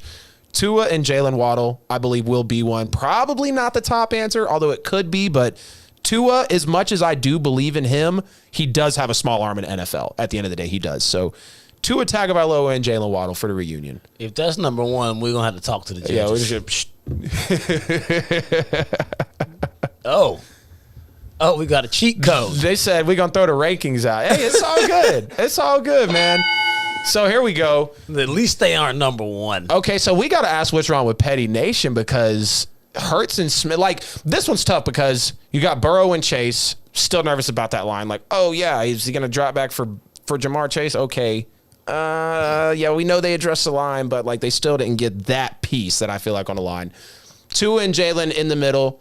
Yeah, seems fair, but it's like, who could you surefire put at the one? Like, apparently we see the fans, Hurts to Smith, which I guess we got some Eagles of those fans three, I would have to put Burrow and Jamar Chase at the top. one, just from what they did in college. Yeah, but see, it's so different in the NFL, man. Like, Burrow coming back. But, like, the two Alabama combinations, they played with each other, but not really. Devontae Smith was technically on the team with Jalen Hurts, but he just made that catch in the national championship game against Georgia, and then Jalen went to Oklahoma, and then Devontae played with Tua, and Waddle was hurt. Yeah. Like, that was last year he was hurt. So, yeah, Waddle did play with Tua. Right. I can't give him that. Yeah, I see what you're saying about Burrow. So I would have to take Jalen and Devontae to the bottom, though. Okay. Yeah, because, like, you look at Tua's passing stats with Jalen Waddle. I want to say this man had, like, upwards of an 80% completion percentage, throwing to Jalen Waddle. Like, the yardage was through the roof. I know he was, slinging plenty of touchdowns to him. And at the end of the day, like, Jalen Waddle, I think he's going to be that ultimate weapon potentially for Miami because, like, he's a huge home run hitter, plays extremely vertical, like I said. Bring him around on some jet sweeps, the fullback, like, however you want to move him around, get him crazy with some motion, whatever the case may be. But he's going to be a huge home run hitter in this draft. I've got a late answer. From the Petty text line, look like? Yes, from the text line. Which one was that? That was from category number one. Oh, wow. Most likely to disappear in the playoffs. Our connection that bad? Dame Lillard. Ouch. Ooh, that one was tough. Man. I can't even argue with it. Yeah. But man, it's tough. Yeah, because people have all the recency bias of the bubble MVP, and, like, there's no doubt he was a baller. I mean, him and Devin Booker were, neck and neck, but yeah. Wow. Yep. So we even got Mama Sharper participating in Petty Feud. There we go. Appreciate you. Oh, yeah. So we've reached the top of the hour. What we're going to do is take a little quick break. We're going to come back. We're getting back into some NBA action. We're going to talk about the play-in tournament and everything that goes along with that. Everything else on the slate. So, man, we appreciate y'all for tuning in. Make sure y'all keep it locked for the second half of the show. Mike Beasley, take it away. Yeah, appreciate that. Famous Facts Fees. Ladies and gentlemen, thank you once again for tuning in tonight. Petty Sports Wednesday night edition, all brought to you by Kings Broadcasting Studios. You are tuned in to Famous Facts Fees, and Adam Lewis coming at you with the hottest takes in the sports game right now. So, you know what I'm saying? Appreciate it if you. We hope you guys really enjoyed the Petty Feuds set right there. That was pretty fun. So, they kicking much flavor every week, doing something different to keep the show very interesting and keep you guys engaged. So do call in. Feel free to call in at the Petty Sports line at 678-871-9602. 678-871-9602. That's how you can call in and be a part of the show tonight. Go check us out on Spotify, Apple Podcasts, Google Podcasts for some of the previous shows that they've done in the past. And today's show will air tomorrow on those different platforms. That's Spotify, Google Podcasts, and Apple Podcasts. Type in Petty Sports. That's sports with a Z. And you can, jam to it right down the street. You know what I'm saying? Share with everybody. You know what I'm saying? Call your friend, neighbors, co-workers. Text your friend, neighbors, and co-workers, and let them know these two guys, they at the table, they doing what they do, and that's going in hard on this sports thing. You know what I mean? Taylor Mobley, we see you out there. What's good? Mike on the Mike Sports Podcast. I see you out there, man. What's happening in there, everybody? Share the show. Sharing is caring. Go to Kings Broadcasting with it. Go to kingsbroadcasting.com. That's Kings with a Z. Spend some money. We got all kind of merchandise over there. They make great gifts, and it helps support us to keep bringing forth this good, great content and quality every week. Hit the donate button. You know, at the bottom of the page, you can spend some money with us. You know what I'm saying? Support black business. Support black business. Support black businesses. Cause we do. ATL. Ho. Now back to the regular schedule program. What up, folks? You're here for hour 2 of Petty Sports, the podcast presented by Kings Broadcasting Studios. It's your boy, your host, Famous Fees. They call me Facts. Got my man Adam. You ready for this? Yeah, man. Let's go. Second hour. We at the top of the show, man. Petty Feuds behind us. Started off with some hot Tebow stuff. Now we about to get into a guy who's kind of walking it back, ain't he? Kind of surprising. Yeah, I mean, I wouldn't say it's surprising, but he's absolutely walking it back. Whoo, wait till y'all hear the name. Everybody gonna be in the chat after that one. LeBron James. It's that guy. Oh, yeah. It's not even a whole year after LeBron openly supported the bubble play-in tournament. LeBron is now saying that whoever created the play-in tournament needs to be fired. And that's paraphrasing his words. Because he just went all the way in. Like, he doesn't like it at all. Right. So, I mean, before we even give a take on it, let me just explain to y'all if anyone watching doesn't actually know how this whole thing works. In the play-in tournament, the Eastern and Western Conference teams that are ranked 7th through 10th will play a single elimination tournament next week. The 7 and 8 seed, the winner of that game, will get the 7th seed in the playoffs for their respective conference. So they'll get the 7th seed and they'll go on to face the 2 seed in the playoffs. The loser of the 7-8 game will go now and wait on the 9 versus 10 matchup. The 9 versus 10 winner will now play the 7 versus 8 loser. And the winner of that game will get the 8 seed and advance to play the number 1 seed. So I know that sounds like a little bit of French, but if we just give you some perspective of what that looks like. Right now in the Eastern Conference, Boston is 7, Charlotte is 8, the Pacers are 9, and the Wizards are 10. So if the play-in tournament started today, you get Boston versus Charlotte, and you get the Pacers versus the Wizards. So the winner of Boston and Charlotte, which will more than likely be Boston, would go on to get the 7 seed, and they play the Nets in the first round. Then Charlotte would go on to play the winner of the Wizards and the Pacers, which would be my man Russell Westbrook. Oh, yeah. Then Charlotte would then play Washington to go and contend for the 8th seed, which the Wizards would win again. So now we get Washington versus Philly. So that's how that whole thing's going to work. It'll be the same thing on both sides. You know, the Western Conference, you'll have Lakers Warriors if it started today, and you get Grizzlies Spurs. So the same succession. The winner of that first game gets the 7th seed. Winner of the second game plays as the loser of the first game. It's pretty simple. It's not even that deep. It's 3 games. I don't even know why people are upset about it. So, I mean, do you think that this is a good idea? Honestly, I do, because like when I think about sports, one thing that really draws me to watch any sport is the fact that anything can always happen. And when you look at the Suns last year going 8-0, and like everybody was raving, yes, we know they were pretty bad in the regular season. They had 34 wins. They were like 14 games below 500. Excuse me. But when you bring in the play-in tournament, it gives all these teams the opportunity that are on the verge. Maybe if they need just a little extra time, maybe just they do need that extra series or that extra game to get in. Because like you look at the Warriors right now, they just knocked off the Suns and the Utah. There you go. The 2 teams in the NBA with the best records right now. So, like, that's a prime example of a team who could still be trying to get the chemistry together. Okay, maybe we just need one more shot at it. And it gives those teams that are on the cusp a chance to get in, because you never know once the playoffs start. Like, I want to say, I know you're going to get mad at me for it, but the helmet catch, weren't the Giants like 9-7 that year? Yeah, they were. I wish I could have seen his face. Oh, okay. He's like, yes. I'm glad I wasn't on screen. Yeah, they saved you. They spared you. Yeah, they got you enough in the feud, man. But yeah, when you give a team an extra chance, because like I said, anything can happen in sports. And then once you get the shot to run in the playoffs, you could be clicking in, and you're going to have that underdog mentality. Like we've seen it happen in the NFL. Maybe not so much in the NBA. Like, yeah, it kind of felt like it with Warriors Raptors, but we know people were hurt in that. You know, no Durant. Klay Thompson had hurt himself. You know, Was Curry even like 100% in that?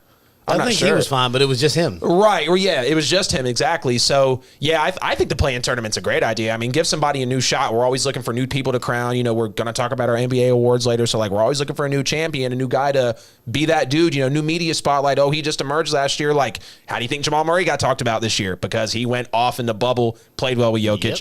I'm a fan of the play-in tournament. I love to see new faces all the time, so I'm here for it. Oh, man, I think it's awesome. I definitely would like to piggyback off of what Steph Curry said. I mean, like, there's teams that get hot near the end of the season, and now they actually have an opportunity to still get in. Exactly. So, I mean, the flip side of that, you get teams that are like, okay, we can't win enough games to get in, so then they go into tank mode. Yeah. So now you got a bunch of bad games. Let's just go for a lottery pick. The product gets bad. You got teams that already have their spot solidified, which they're still doing that now. Yeah. They're in. They don't need to win unless they're really jockeying for a space. But those teams right down there in that bottom little quadrant that we have playing in the play-in tournament, now they really got something to shoot for. Right. And you've got teams that are in the 11th spot that are busting their asses to try to get in. Because, like, at 11, you could come up one space, you can get in this play-in tournament, and you still got a shot. I mean, there's players that make names for themselves, just like what the Suns did. Like, they won those 8 straight. Those actually weren't the play-in games. Right. They didn't make the play-in game. They won those 8 and got to 34 and was still just a little short. Literally played the seeding games, knocked it out of the park, and was like, yep, we still don't have a chance. And like you were saying, you get teams late in the season to where, like, they might be a 34-48 record, but they're playing like they're 60-22. You know, like they're playing like they're really hot. So I'm right there with you on the play-in tournament. Team may have had injuries during the season. They may have finally got the chemistry together. Like, there are many reasons why teams get better later in the season. But if they just have fallen too short, then like they get no chance. Right. And it's really like the play-in tournament's almost like, okay, what's your excuse now? We added this new thing into the NBA that a lot of the old heads are going to be on. And like, I'm not going to say that it was necessary, but I like it. You know what I'm saying? Like, I'm not against it. So, because, you know, the NBA's been so structured, like, you know, you got your teams, you got your games, and then, you know, the really interesting bubble year. So now there's just another aspect we're adding on. There's no excuse now. It's like, if you're on the cusp, if you feel like you got some time, we just gave it to you there. You know, let's see what happens. Like, everything evolves. I mean, the NBA playoff format, they used to only play 5 games in the first round. Now they're all 7. Yep. The NFL, they added a game to the season. They added a playoff team into the format. Right. They evolve these things to make them better. And there's always people who don't agree with it initially, but then it just becomes like, oh, okay, that actually is pretty cool. Now you get this one more team in. There's another playoff game. Now we got these teams that actually have a chance to get in. If this wasn't the case, the Washington Wizards are now playing very good basketball, but at the 10 seed, they wouldn't be sniffing the playoffs. But now they can just hold on to it. They have a legit shot to get in and really make some noise. Right. I mean, I wouldn't pick them to beat the Sixers, but they're going to be a problem. Right. They're not going to be an easy out. I'd rather see them play them than Charlotte. Right, because then you have a team that gives them a run for their money. They still might lose that round, but they're going to have that tread not on the tires when they go into the second round. And then if it's another working up there, it's like, okay, what's your durability like now? And it's going to be another test too, because like I said, okay, now there's more. How is it really going to sway these teams? Could be too much for a team that, man, we really feel like we need to, you know, have this break before the playoff starts. Or, nah, man, you're in a play-in game. Let's see if you even deserve to be in the playoffs. No excuse. Yeah, man, it's sad, man. So, I mean, just piggybacking off of that, LeBron. I mean, if you got to just really take this in its totality. What he said back in March of 2020, this was before, like, when they were actually just talking about the concept of the bubble itself. Right. Because they hadn't even actually constructed that. He came out and said, you got Portland, Memphis, New Orleans, and Sacramento tinkering around there. So if there's 5 or 10 games left, why not those guys battle it out? Yeah. Make them play each other all 5 games. And then turn back around in May, which was just a week or so ago. Whoever came up with that needs to be fired. The person who actually created the idea for the play-in tournament spoke on it and was like, well, the person who created it actually was you.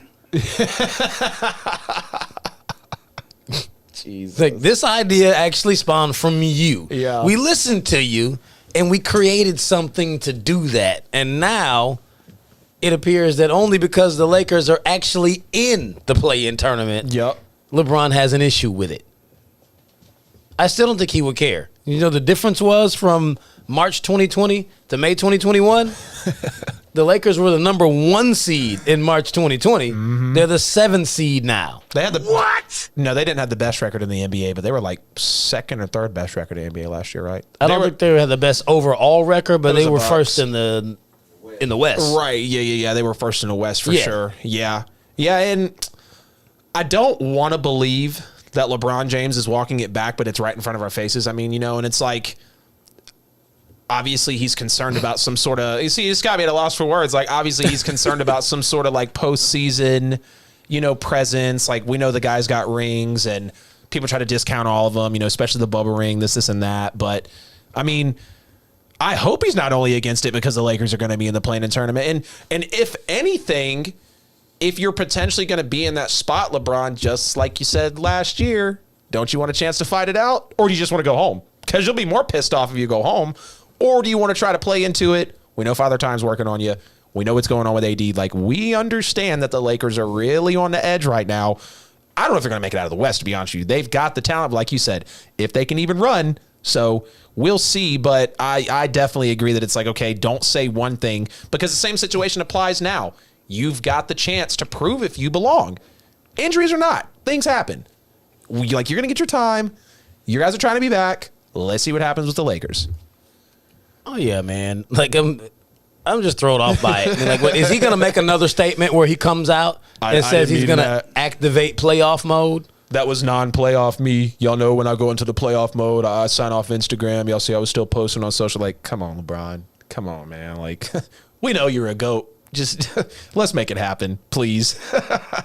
Like, seriously. Like, LeBron can miss me with that. You are where you are, so you got to play. Right. So win. Just win. Right. That's it. It's simple, really. You can blame it on injury why y'all fell that far, but now you're down there and you got to win. Yep. Gotta Like, prove it. We understand how you got there, but you're going to play. Yeah. Absolutely. That's how it works, man. We shifting gears right away from LeBron. We're going to keep with all the controversial topics today. It's just 2 weeks ago, 259 players were drafted, and not one single player from an HBCU was selected to go to the NFL. 259 players, and not a single one of them. And Hall of Fame corner Deion Sanders absolutely expressed his displeasure via Twitter. So my question for you is, can the late spring season actually be to blame for this? Yeah, absolutely. Because, like, obviously, when you're playing football, there's a lot of tape involved. And if you're having your shortage of time there to where you can't actually get your highlights going or even get your time on the field, how is someone going to properly evaluate you?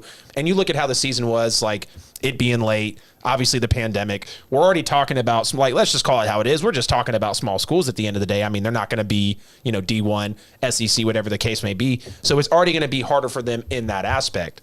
But now that it's going to be with a modified season, you're not getting your spotlight, you're not truly getting your chance to be out there and play all of your games, get all of your reps in. Yeah, I think we could definitely blame that on the season. And unfortunate as that is, you don't want something to be so natural be the cause as to why you can't get your fair shot. But I mean, we saw what the pandemic did. We saw how it affected sports. Like, I was shocked that the NFL scene was able to completely go through. Like, obviously we had, football Sunday through Monday at one point. But yeah, I could definitely say that the spring season being shortened in the way that it played out, even though before, like, obviously we know, like, it's been tough for HBCUs when it comes to not reputation, but being recognized rather, in the NFL draft, having players come in, being able to contribute for teams. So yeah, definitely that season going the way it did, it definitely hurt it. No question about that. I mean, on one hand, I can see that it hurt it, but I also feel like the HBCUs playing in the spring actually gave them more exposure. Mm-hmm. Them playing in the fall, the same as all the major schools, nobody's really watching them. Yeah. Because you're watching the major teams.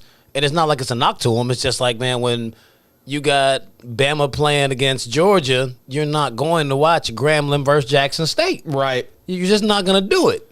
Even if you went to those schools, you might not watch if that matchup is on. Yep. So, I mean, I think that they get better exposure playing in the spring. And the fact that there was no combine, it's like, what were you evaluating anyway? You were just looking at game tapes. These dudes are playing right now. And there are multiple players that were in the HBCUs that were projected 4th, 5th, and 6th round. It's like, how did they fall out of the draft if you already had them graded that high and you were getting the chance to watch them play. Because somebody had a decent pro day, but you were watching this guy actually play against somebody. I mean, the pro day was just you out there working out in shorts and T-shirt. But this dude was out here still actually playing. Right. None of them are going to suit up for you until the fall. So the late spring thing shouldn't even have been an issue to that extent to where none of them got drafted. Yeah. I mean, some of them are signed with teams as undrafted free agents, but that's a slap in the face. Yeah. I mean, there are plenty of HBCU players that are good enough to have gotten drafted because they already had draft grades that said that they should have been selected. Right. Then you turn around and got somebody like Tebow out there warming up. You know I wasn't going to let that go. Fucking disgusting, bro. You got all these HBCU players, and you talking about working out Tim Tebow. Timothy. What? Man, stop it. Tim. We got the tomatoes flying up, bro. Throw them. Throw them all. Here they come, man. So, man, oh, my goodness. Do you think that this will hurt recruiting for HBCUs? I feel like I have to say yeah, because, I mean, it's obviously showing that there's no respect for these players. Like, there are guys out there that deserve a shot in the NFL, and if they're not ever going to get their fair look, it kind of ties in with the first. Did the spring season potentially hurt or, blame it? Well, I mean, let's just go to the overall root of the problem. These are schools that aren't really recognized in the first place. These guys aren't necessarily like on the map. Yeah, they have draft grades, but at the end of the day, we know the cream of the crop is, SEC, ACC, Big 10, Big 12. Like, you're talking about your linemen coming from, the big conferences and this, and that. But if we're talking about recruiting of players, so do you mean rather, I might have taken your question wrong. Do you mean from high school to an HBCU or from an HBCU to the NFL? From high school to the HBCU. Okay, well, in that aspect, no, not really then, because I think it can just drive more of the fuel to say, okay, like, let me go to this school to show that I can actually make it to the league.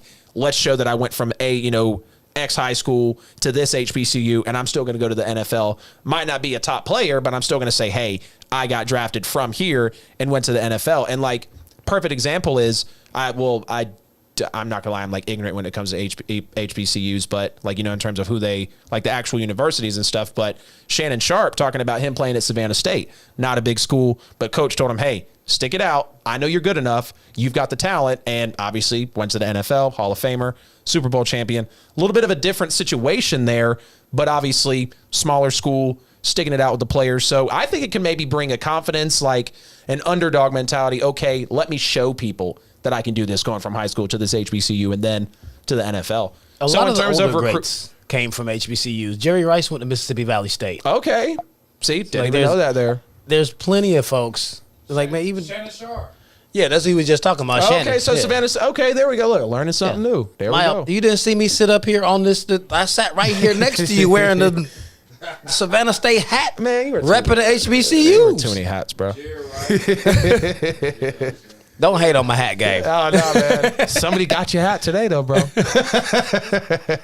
Cut looking smooth, man. I didn't even compliment you. You're looking good, brother. I appreciate it. I finally saw a barber for the first time in like 3 months. Save the hosts, please. Yeah, man. But I don't think it'll hurt recruiting, just for the mere fact that like there are a lot of players that have come from HBCUs that have turned into then Hall of Famers. Mm-hmm. On top of the fact that we've got a lot of major like former NFL players that are coaching. We all know about Dion. We just talked about Eddie George a couple of weeks ago. Mm-hmm. And just most recently, Marshall Faulk. Where is he at? He's somewhere in Louisiana. I think he's going to coach at Southern. Okay. Yeah, for the Southern Jaguars. So he'll be out there in Louisiana. But like that's now 3 major NFL players that'll be coaching at HBCUs. So I mean, I think that'll weigh heavily into attracting top-level talent to these HBCUs. But to your point that most of the players come from the heavy hitters, I think we need to normalize looking and not looking down on the HBCU players the same way we've normalized North Dakota State as a power. Right. Who the hell do they play? We're like, oh, it's Trey Lance. It's Carson Wentz. They didn't play nowhere. Right. When did North Dakota State become some highly reputable college to where we're looking at them like, oh, they produce NFL talent, but the HBCUs don't? It's ridiculous. I mean, just what, last year or the year before, in the second round. New England drafted a player from what was the name of that school that Kyle Duggar came from? I don't remember. He actually, crazy enough, went to high school. Like Lenore or something. Lenore Ryan? Yeah. There you go. Yep. Where's that at? Right. He got drafted in the second round? Mm-hmm. Yeah, Who did he play against? Right. He went from I don't even know what state that's in. Northgate High School here in Georgia to Lenore Ryan. I got to look that up. Where are they at? No clue where that's at. I only know one other person. You and it got was a folks guy that, coming from there in the second round, and we acting like HBCUs don't produce talent? Right. Yep. In North Carolina. It's a slap in the face. Mm-hmm. Bruh. Like, you ain't gonna just keep telling me this stuff is okay and picking people up from these other spots that nobody's ever heard of. Mm-hmm. It don't make no sense. They gotta cut it out. Right. So, man, the message to y'all, good people listening, support the HBCUs. Tell these folks, man, like, we got to get the kids to go to the HBCUs. The NFL folks, y'all need to actually expand your horizons. Right. It's ridiculous. You could be missing out on a lot of studs, and at the end of the day, like we were talking about with the recruiting, that's actually a great point that we brought up to. Like, you could have these guys, because of course everybody would love to go to Alabama and be a first-round pick and go on and be great, but I mean, when it's the easiest path, and we always hear about the Alabama players being criticized versus, okay, coming out of high school, I went to an HBCU, I still played damn good well enough to be able to get recognized, and now I am in the league. You know, like you said, we've got some GOATs in the league, or some very legendary players that were going to HBCUs. So yeah, it's definitely possible, but it also shows you, unfortunately, at the end of the day, are people still going to have that conviction to push to go to an HBCU because they know they're taking a chance at the end of the day. I mean, let's just call it how it is. They're taking a chance, not getting recognized, and they might feel, oh, maybe my talents are being wasted, which if you're striving for the NFL and you don't ever really get a good look, like, I'm not going to lie, I'd feel like that too. But it's all about having that confidence, paving your way, and really defining your story. So anybody that chooses to take that route, I give my hat off to you. I believe in you. Absolutely. If your talent is great enough, you'll make it to the league. Just like Shannon Sharp said, if you are going to be a generational talent, somebody will see you. Whether it's on social media, the tape, they come out to watch you, you will get seen.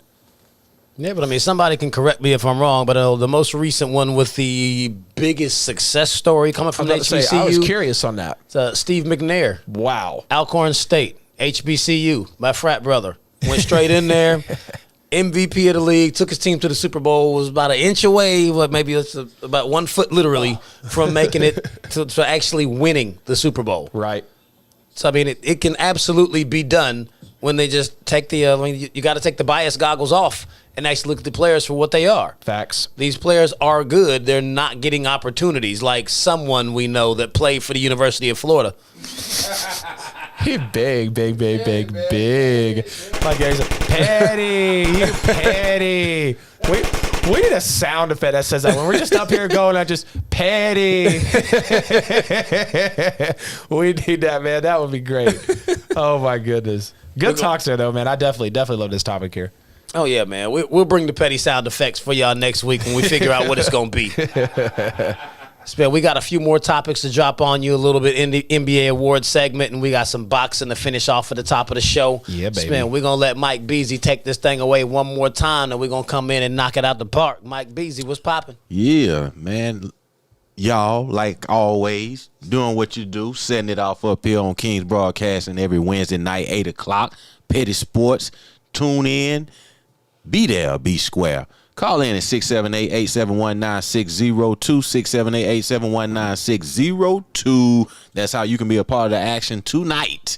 You know what I'm saying? Everybody's been in the chat room, chopping it up, giving your opinions. We greatly appreciate it. Everybody, please go over to Kings Broadcasting on YouTube and Facebook, Kings Broadcasting with a Z. Subscribe to those pages. Subscribe to the Petty Sports page. That's Petty Sports with a Z on YouTube and Facebook alike. So anytime the show goes hot or puts out some information or, a nice clip of a video that's going viral, you know what I'm saying, you will be tuned in and right there like Johnny on the spot with it. You know what I'm saying? So do that for us. Join the pages on Facebook and YouTube, Kings Broadcasting and Petty Sports. We'll greatly appreciate it. Thank you so much for everybody that shared the show tonight. Appreciate you tuning in. We love you guys. Without no you, there is no us. Go to kingsbroadcasting.com. Spend your money. with your boys. You know what I mean? Go to Google Podcasts, Apple Podcasts, and Spotify. Check out some of the previous shows. And this show currently you're listening to tonight will be on all 3 platforms tomorrow. So check us out there. Share. And ATL Hope. Yes, sir. We back for the last hour of the show. We about to get this thing on and popping with the Petty NBA Awards. And, I really was torn when I called it Petty Awards that I was going to make some petty picks. But I decided not to do that. Because, I had to mess around and gave the MVP award to Russell Westbrook. Yeah. With the content lately and the way he's been balling out, yeah. It was like, we're not going to do that. We'll just give you where they actually should go. So, man, we're going to run down this list of where the Petty crew thinks that the NBA awards should go at the conclusion of the NBA season. So right here at the top of the docket, we're going to start with the big award, the MVP award. Who you got taking home that trophy this year? It's got to be Steph Curry for me, man. You look at him, 32 points a game, 5 rebounds, 5 assists. But when you truly see what Steph Curry has had to work with this year, a non-existent Draymond Green, it feels like he had just a couple good seasons. And we know he can play defense and rebound and pass the ball, but he's not an extreme contributor to the Golden State Warriors. Obviously, you see Steph Curry being able to ball out. And when you look at the Warriors last year, literally being the worst team in the NBA, having 15 wins by a long shot. They were the worst team in the NBA, worst record in the NBA. Then you only bring back Steph Curry, no Klay Thompson. Yeah, you still got your little bits of Draymond Green and Steve Kerr, the head coach is still there. But the fact that he's producing at this level, they just beat the 2 best records in the NBA on back-to-back nights. Feels like they're getting hot at the right time. If we're really talking about value here, I know there's a big argument for Jokic. He's redefining the big center, the center position. Absolutely love what he's doing. But I got to give the award to Steph Curry, man. He's easily working with less. MPJ, Michael Porter Jr. has actually stepped up with Jokic, so it's kind of not helping his MVP case because we know Curry doesn't have that much help. So it's got to be Steph for me, man. Okay, I like the pick. I would be happy to see Steph get it, but in the 7th seed, there's no way it's going to happen. Yeah, we've seen it. It's got to go to Nikola Jokic. The only time we ever saw anyone ranked that low get the MVP award was Russell Westbrook when he finished the season with the triple-double for the first time. They were in the 6th seed at that point. So Steph's not even up that high. I think Steph is more valuable to his team, but we know how this award goes. Yep. If the best player on the team with the best ranking in the entire leagues, they're not only in first place in the West, they're in first place in the NBA. Yep. And he's without Jamal Murray and has been without him for quite some time. The dude's dropping 26.5 points, 11 boards, and 8 assists. He's having a monster year, and his team is currently sitting at the top of the mountain. So, there's no way that you can deny Jokic that award for this season just for that fact, but I would love to see Steph get it because he is more valuable to his team at this point. And for all the folks that are CP3 folks, there's no way he's getting MVP. Yeah. No way at all. I don't care if they are in the number 2 spot. Right. They have 48 wins now. They had 34 wins last year. They did improve, but he didn't walk into a bad team. That team they caught fire at the end of last season. Yep. And then picked up an all-time point guard. So they were going to be better this year whether he went there or not. I don't know, man. Not number 2 seed better, but they were going to be better than they were last year. Yeah. I see why Chris Paul is getting talks for the MVP, though, because, obviously the MVP is really just the glorified who's the best player in the league, because I don't think it was Giannis's award last year, but that's neither here nor there. Best record in the league. It's the best player on the best team, unless somebody does something beyond historic. Astronomical, yeah. And another thing that really blows my mind is how we had Nick Wright saying, oh, yeah, if Jokic wins the MVP, it's so unimpressive, but it's when have we seen a big man be able to be this versatile? The fact that he shoots the way he does from downtown, the way he does on the field, the way he can rebound, the way he can pass the ball, feels like the last time we maybe saw an actual big that passes well was Kevin Love, Joakim Noah. Let's be for real, Noah? He was a great passer. He could pass the ball. And it looks like the Atlanta Hawks just clinched the 4th seed in the NBA. They just came back in the 4th quarter, man. There was just a stat up there. They are I don't number think one. I've ever heard anybody big up Joakim Noah. You have this Florida love affair. Tim Tebow, now Joakim Noah. He was just a good passer, man. Did He you could go to pass the ball. Florida? Yeah, man, I got a tattoo right here. You gotta be an alum. That explains it. No. I'm not sitting over here saying Joakim Noah was an amazing player, which at the end of the day, he was pretty good, but he could pass the basketball extremely well. If we're just talking about bigs passing the ball, Joakim Noah could move the ball around the court. I mean, he wasn't a guy to take your team over the top like Jokic is. Like, we're not talking about MVP level, but if we're just talking about passing for a big man, go look at his numbers, man. I can't believe He you can said pass the Joakim Noah. Go look it up. Joakim Noah can pass the basketball, dude. Come on now. Talking man. about the Carlos Boozer, Tom Thibodeau, that crazy defensive days. We gonna have to This move dude to was the pulling next a triple topic. double with blocks. What's the next one? Defensive player of the year. Don't give me this. I'm not here for this. Defensive player of the We year. are not gonna talk about Joakim Noah. I'm just talking about bigs passing the ball, man. Spare me. So defensive player of the year. Obviously, the easy pick is Rudy Gobert, like a guy who leads the league in defensive rebounds as well as total rebounds. Like, this guy's a monster around the rim. Also first in blocks, and now leads the league in blocks per game as well. We know he's been a 3-time defensive player of the year. Also leads the league in defensive win shares as well, which, is a big stat, rather for like the centers and power forwards, things of that nature. But let's talk about a guy who actually was able to get a good swing this year in Ben Simmons, being 6'10" at the point guard position, can defend the wing really well. And the fact that he is 6th in defensive shares as a point guard, like I just said, that's a defensive stat for big guys. 6th in defensive win shares. Like I said, the best defending guard in the game, him being 6'10" really shows on the court, really long guy. And when you've got a point guard able to be that effective on defense, like, it's pretty lethal, because now if he could just actually pick the shot up, get the scoring, like, we could see a point guard that could be top in this league. It's just battle with a lot of inconsistency. We saw it last year with the Sixers. It was like, okay, what are they truly? We've seen it a couple times in the season. But if I had to go defensive player of the year, as much as it's easy to pick Rudy Gobert, I think the elevation of Ben Simmons and the fact that this is a point guard we're talking about for this award, I got Ben Simmons for defensive player. All right, see, I was like, all right, he gonna roll Rudy Gobert, and then you switch it up and you took my guy. I'm also giving the award to Ben Simmons. I mean, he's had an amazing year. I mean, he's really turned the corner, and that team being in first place in the East just takes him over the top. It's almost the same as what the MVP award is. Your team is in first place. Your team plays excellent defense, and you're the focal point behind it. Granted, we can't discount what Joel Embiid does for him. He's still taking the best player every night, night in and night out, decreasing their numbers no matter who you put him on. I mean, you can't deny it. I mean, I wouldn't be surprised if Gobert got it, but I think Ben Simmons deserves it. Right. The media is going to want to crown somebody different, definitely. Yeah, that voter fatigue is real. Yeah. Just like Giannis ain't getting another MVP award. God, no, please. He hasn't done enough winning. He didn't deserve it last year, man. He didn't deserve it last year. To me, it was not even close that it was LeBron's award. Like, come on, dude. I was pissed about that last year. And I was like, really? The news broke while I was at work. I was like, come on, dude. I'm going to be interested to see where you go with this one. Coach of the year. There are quite a few guys who are all very well deserving of this award. So I was actually just talking about him for the Chicago Bulls. It's going to be Tom Thibodeau for me. For the New York Knicks, what a signing of Derrick Rose, bringing him in. Like, obviously, like, we're talking about a guy whose career just completely resurged, but you also see it. He was there with Derrick Rose in the young days.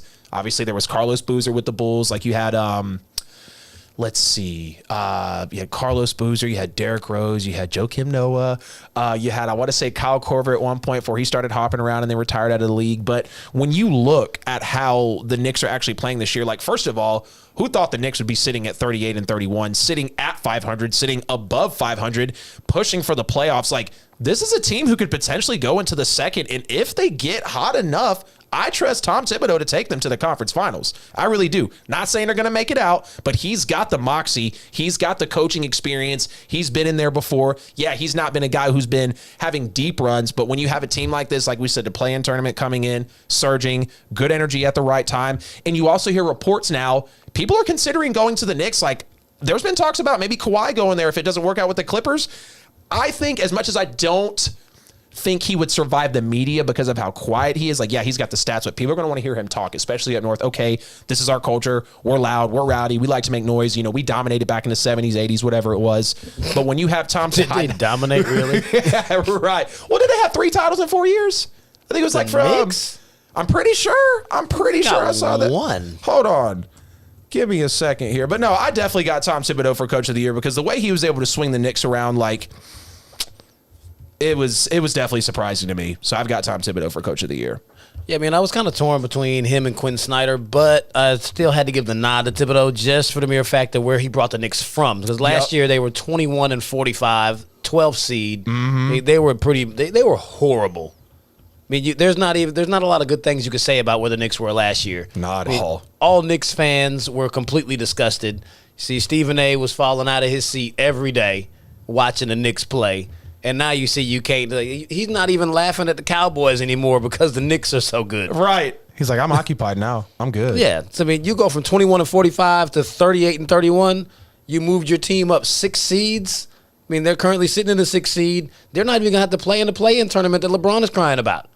So, I mean, that's major just from your coach walking in there. So, I mean, Quinn is going to get very heavy consideration because of where Utah sits, but I would still give the nod just for the mere fact of where he brought them from, because Utah was good last year. Right. Like, it's not surprising at all, especially considering the injuries to the Lakers. So, I mean, the seeding wouldn't be quite what it was if there hadn't been so much turnover and injury going on in the league. Right. You can't fault them for it, but you also have to take it into consideration when you start giving away awards. Right. So I definitely could get that thing to Thibs. Yep. Yeah, Tibbs, Thibs, whatever you say his name. 5 finals appearances for the Knicks. They're 2-3. They won the finals in 1970, lost the finals in 72, and then won the finals again in 73. Beat the Lakers both times in 70 and in 73, and then lost to the Lakers the year before in 72. Lost in the conference finals in 70 to the Baltimore Bullets. Okay. All right, then. But yeah, they had their little run, and then they lost again in 94 to the Rockets, and then lost again in 99 to the Spurs. So, right. Yep. They had their little runs, though. Dominant was a little low. Man, let's round this thing off. We're going to do most improved player, and then we got to keep it moving, man. This time is running on us as usual. It is, man. It is. We always get up here. So I'm going to say as easy as it is to go with Julius Randle, extremely performing. Like, the Knicks are in a good spotlight right now to get some recognition. I got to go with Michael Porter Jr. because the fact that he's finally healthy, we'll see what he's able to do at a high level in the NBA. And the guy's only 22. This is really only his 2nd full year in the NBA, jumping from 9 points a game to 19 points a game, bumping up the rebounds, basically the same in the assists. But here's the thing. Since Jamal Murray has went down, 25 points a game, 71% true shooting percentage, and he's shooting almost 51% from downtown. He's showing you that his volume can increase. He's obviously able to play next to Jokic, fill that spot in. And if he can get hot and continue to build that chemistry with an MVP caliber player like Jokic, it could almost feel like, okay, like, is... Jamal Murray, like, yes, we know he's not here. But MPJ's supplementing pretty well at this point in his career. He is young. He could kind of come up short, but I got to give it to Michael Porter Jr. I mean, as of late, he has come on strong, but I don't think he's done it long enough in order to garner that award over the entire season. I think Julius Randle has been consistent all year long. That is true. And his scoring has ticked up 5 points per game. He's picking up an extra rebound and almost double the assists. Mm-hmm. Like, he's made an exponential jump. He's turned the corner. Don't know if it's because of Thibs or what the deal is exactly. I mean, he's finally just developed. I mean, this player that we're looking at right now, this is what we saw when he came to L.A., and he just never developed into it and got shipped out of town. Yep. So, I mean, it's nice to actually see that he really is as good as we all thought he was. Mm-hmm. But I think just for the mere fact that he's been able to do it for the entire season, he deserves the award, even over what Michael Porter Jr. is doing right now. I can't give him the nod just because the sample size is too small. Yeah. It'd be like giving Joel Embiid the MVP award. He hasn't played enough. Thank you. The games that he's played better. And he could get the MVP. He hasn't played enough of them. Right. Yep. I'm right there with you. That's like, people talking about rookie of the year for Ball. I'm like, I can't give a guy rookie of the year that was out for 6 weeks. And when he's got a lot of close competition, like you look at Halliburton. So I'm there with you, man. But we about to get into the boxing for real, ain't we? Too much time. Oh, it's time. We definitely got to move. We moving right along. Floyd Money Mayweather and Logan Paul are set to square off on June 6th in an exhibition match. Got your hat. Which I don't understand why they're actually fighting each other. I mean, it's got to be for money, but the pure size differential is ridiculous. But man, we had the whole stolen hat fiasco. Mm-hmm. Logan's brother Jake stole Floyd's hat. Mm-hmm. He supposedly got a tattoo on his leg that says "Gotcha hat." Are you serious? Yeah, I saw a picture of it, but I mean that doesn't mean it's real. But he had a tat on his leg that said "Gotcha hat." And had a little picture of a hat. Oh, my God. And reportedly, Jake now is not allowed to attend the fight. Whoa. I mean... He gonna be there. He is gonna be there. He will find some way to be there. He won't not be there. He's not even allowed at the fight. The whole thing is amazing. Like, yeah, like it's pure entertainment. Like, for anybody who watches wrestling, which I don't, but it's the same thing. Like, when they put on a show. They stage these altercations, have all this drama around it. Now everybody wants to watch it. Now you're gonna I guarantee you he just raised the ticket sales on those pay-per-views exponentially with the amount of people who are now looking into it like, wait, what's going on? Right. Like, oh, he stole his hat. They don't even know which one he's fighting. They're like, is he fighting the one that stole the hat or is it the other one? Right. Now they're trying to make a thing out of it that Jake doesn't care that he won't be at the fight. Sure. It's supposed to be hurting Logan's feelings because he was at all Jake's fights. Like, man, what are y'all talking about? Like, all three. It's a massive soap opera. I mean, I'm telling you, I would love to see them, since they're doing this like WWF or WWE style or whatever they call it now, because I guess it's not WWF anymore, but that lets you know how long it's been since I watched it. If they just went on ahead and let Jake and Logan tag team in a boxing match, it's an exhibition. You're not going by boxing commission rules. Let them tag team. Let Floyd beat both of them in the same fight. Now that would be entertaining because we know it ain't no real fight. Get the paperwork, but his bum. You can't fight him. I mean, what makes you think that anyone believes Logan or Jake can hit Floyd? Exactly. Canelo couldn't hit Floyd. Exactly. Manny couldn't hit him. De La Hoya couldn't hit him. Sugar Shane hit him one time, and then he got beat up the rest of the fight. None of these dudes can hit him, and they're all world-class boxers. So why would anyone believe Logan or Jake could put a finger on this dude? Right. And you even saw Floyd Mayweather in the you even saw Floyd in an interview. I want to say it was on a podcast. He's like, yeah, this isn't a real fight to me. He was like, a YouTuber? He was like, 0-1? Oh, that's money. Literally, like that was his exact words. Like, Yeah. I guess Floyd needs money, but here's my thing. Floyd is getting older. He's not like, yeah, he is your flexer on social media, but we can't deny that the Paul brothers have a major following. At this point, it's just cross-pollination. It's just going to really help Floyd and obviously really help the Paul brothers. It's going to be money for everybody. And referring to that stolen hat fiasco, like, as much as I think Jake Paul's wins are validated, not saying he's a good boxer, he's going to be this guy, but they are validated wins. He's still got the punk-ass kid mentality, the narrative around him.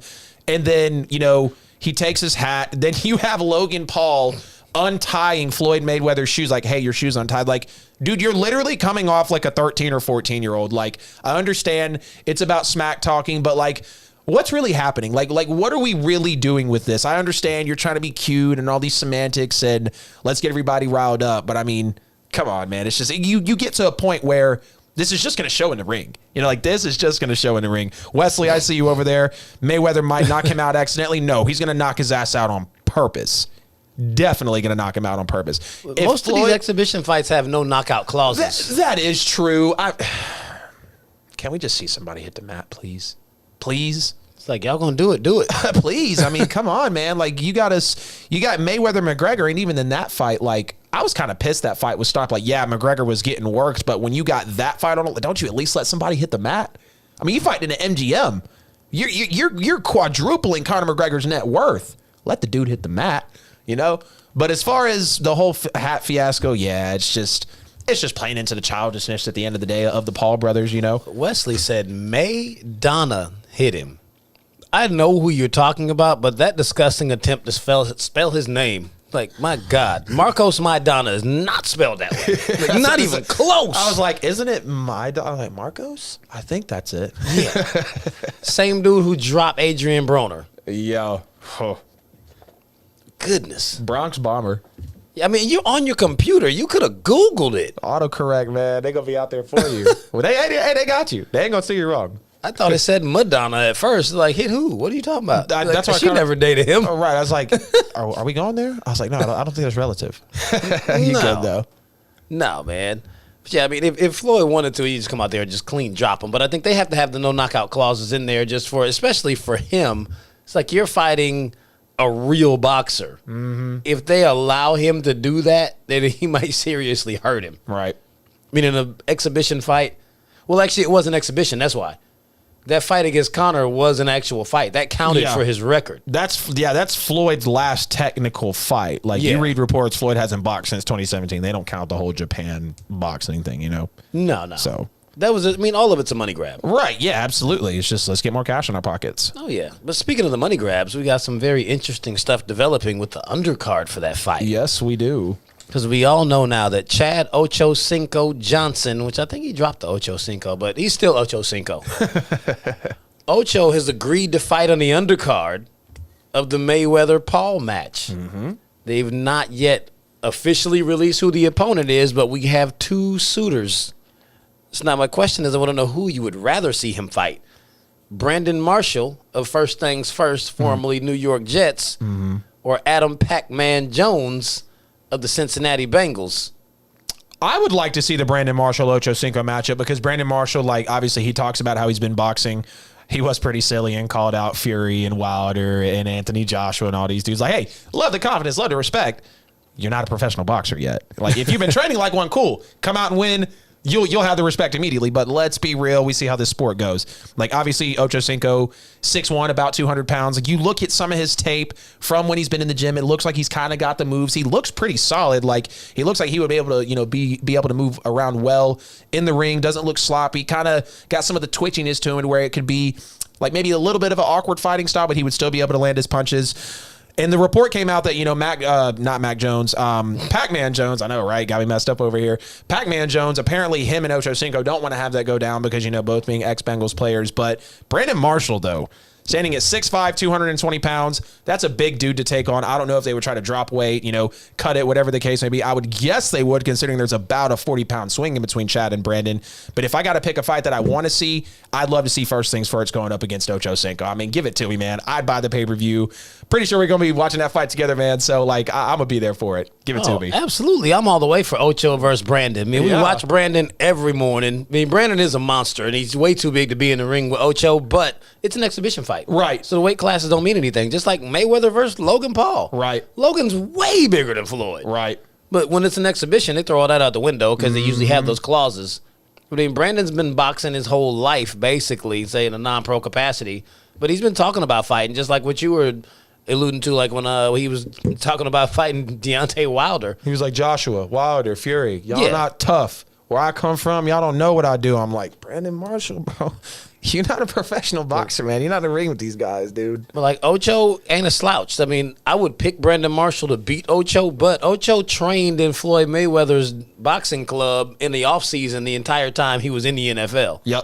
So it's like he was getting work in, too. Mm-hmm. That's why he looks polished, because he trained in a real gym. Yep. Like, for a long time. And I mean, since he's been out of the game, he's just had nothing but time to just do what he want to do. The dude said, though, he's good at everything he's ever tried outside of golf. Talking about Ocho? Yeah. Yeah. The only thing that worries me about Ocho is that he's 43. That's the only thing. Your first fight, 43. I don't know Brandon Marshall's like 35. 36. Yeah, I was about to say 35, 37, but 36. So, like, they just, I don't know. Like Ocho Cinco shows you that he's in shape, and Brandon Marshall is probably in better shape. But, I mean, it could go down as a... I mean, it could be a pretty even fight, but I would have my money on Brandon Marshall. I mean, we know shape doesn't matter. We saw Ruiz knock out Anthony Joshua. Yeah, you're not lying about that one. He looks like a mechanic. Yeah, you're not lying about that one, man. So I can never talk about who's in shape or not again. Right. Not for a boxing match. It's a shame, man. So we got just a few minutes, man. We're going to run our last topic off crazy fight this past Saturday. Saul Canelo Alvarez knocked out Billy Joe Saunders. Well, it was a technical knockout. He didn't drop him. But Saturday night, he unified the super middleweight crown. And he actually fractured bones in Billy Joe's eye. Yep. Like, it was ugly. 8th round, fractured the eye socket, swole up immediately, couldn't see. The corner threw in the towel. They stopped the fight. It seemed weak until they showed what happened. I was like, oh, my God. Exactly. So, man, were you impressed with Canelo's victory? Absolutely, man. I mean, when you look at Canelo Alvarez, considering he's 30 years old and still sitting at 56 wins in his career, like, you can say this is potentially the beginning of a new chapter. He's got Caleb Plant on. He's looking to be, I think, the first ever undisputed super middleweight champion, right? Like, this guy's got the moxie, he's got the mojo, and he's got the talk and definitely the skills to back it up. And you look at a quote that he brought out here and said, I said the fight was going to develop in the 7th or 8th round, and it felt like it developed before that, and then going and saying it wasn't as difficult as expected, and that proves my preparation has improved day by day. This was a big fight for him. This was huge considering he had an undefeated fighter up against him, and the only blemish on Canelo's record is, the one loss against Floyd. We do have the two, ties, or not ties, but the no decisions, or whatever the case may be. No, but a draw. Right. But I do love the win from Canelo Alvarez. I mean, it was a big statement win, and like I said, this could be potentially the beginning of a new chapter that you've got for Canelo Alvarez. He hung in there, landed the awkward punches when he need to, and he just looked so confident. Like, it definitely didn't seem like the moment was too big for him. And some people say this fight did get a little tit for tat in maybe the 5 through 7 rounds. I did see Billy Joe Saunders be able to stand in there, actually be right in front of Canelo, square him up, be able to get his punches. But when it came down to it, you saw the better fighter was Canelo. You saw the preparation was Canelo, and obviously he took it home the way he did. And I mean, the injury was terrible. We'll get to that if we have time. But what did you think overall about Canelo's victory? I mean, I thought the injury was really unfortunate because the fight was getting really, really good. I mean, like most folks, apparently the judges didn't give the first round to Billy Joe, but it seemed like Billy Joe won the first round because he was a lot busier. Canelo kind of settled in. I mean, he was definitely landing his punches at a higher clip, but Billy Joe was way busier the entire fight.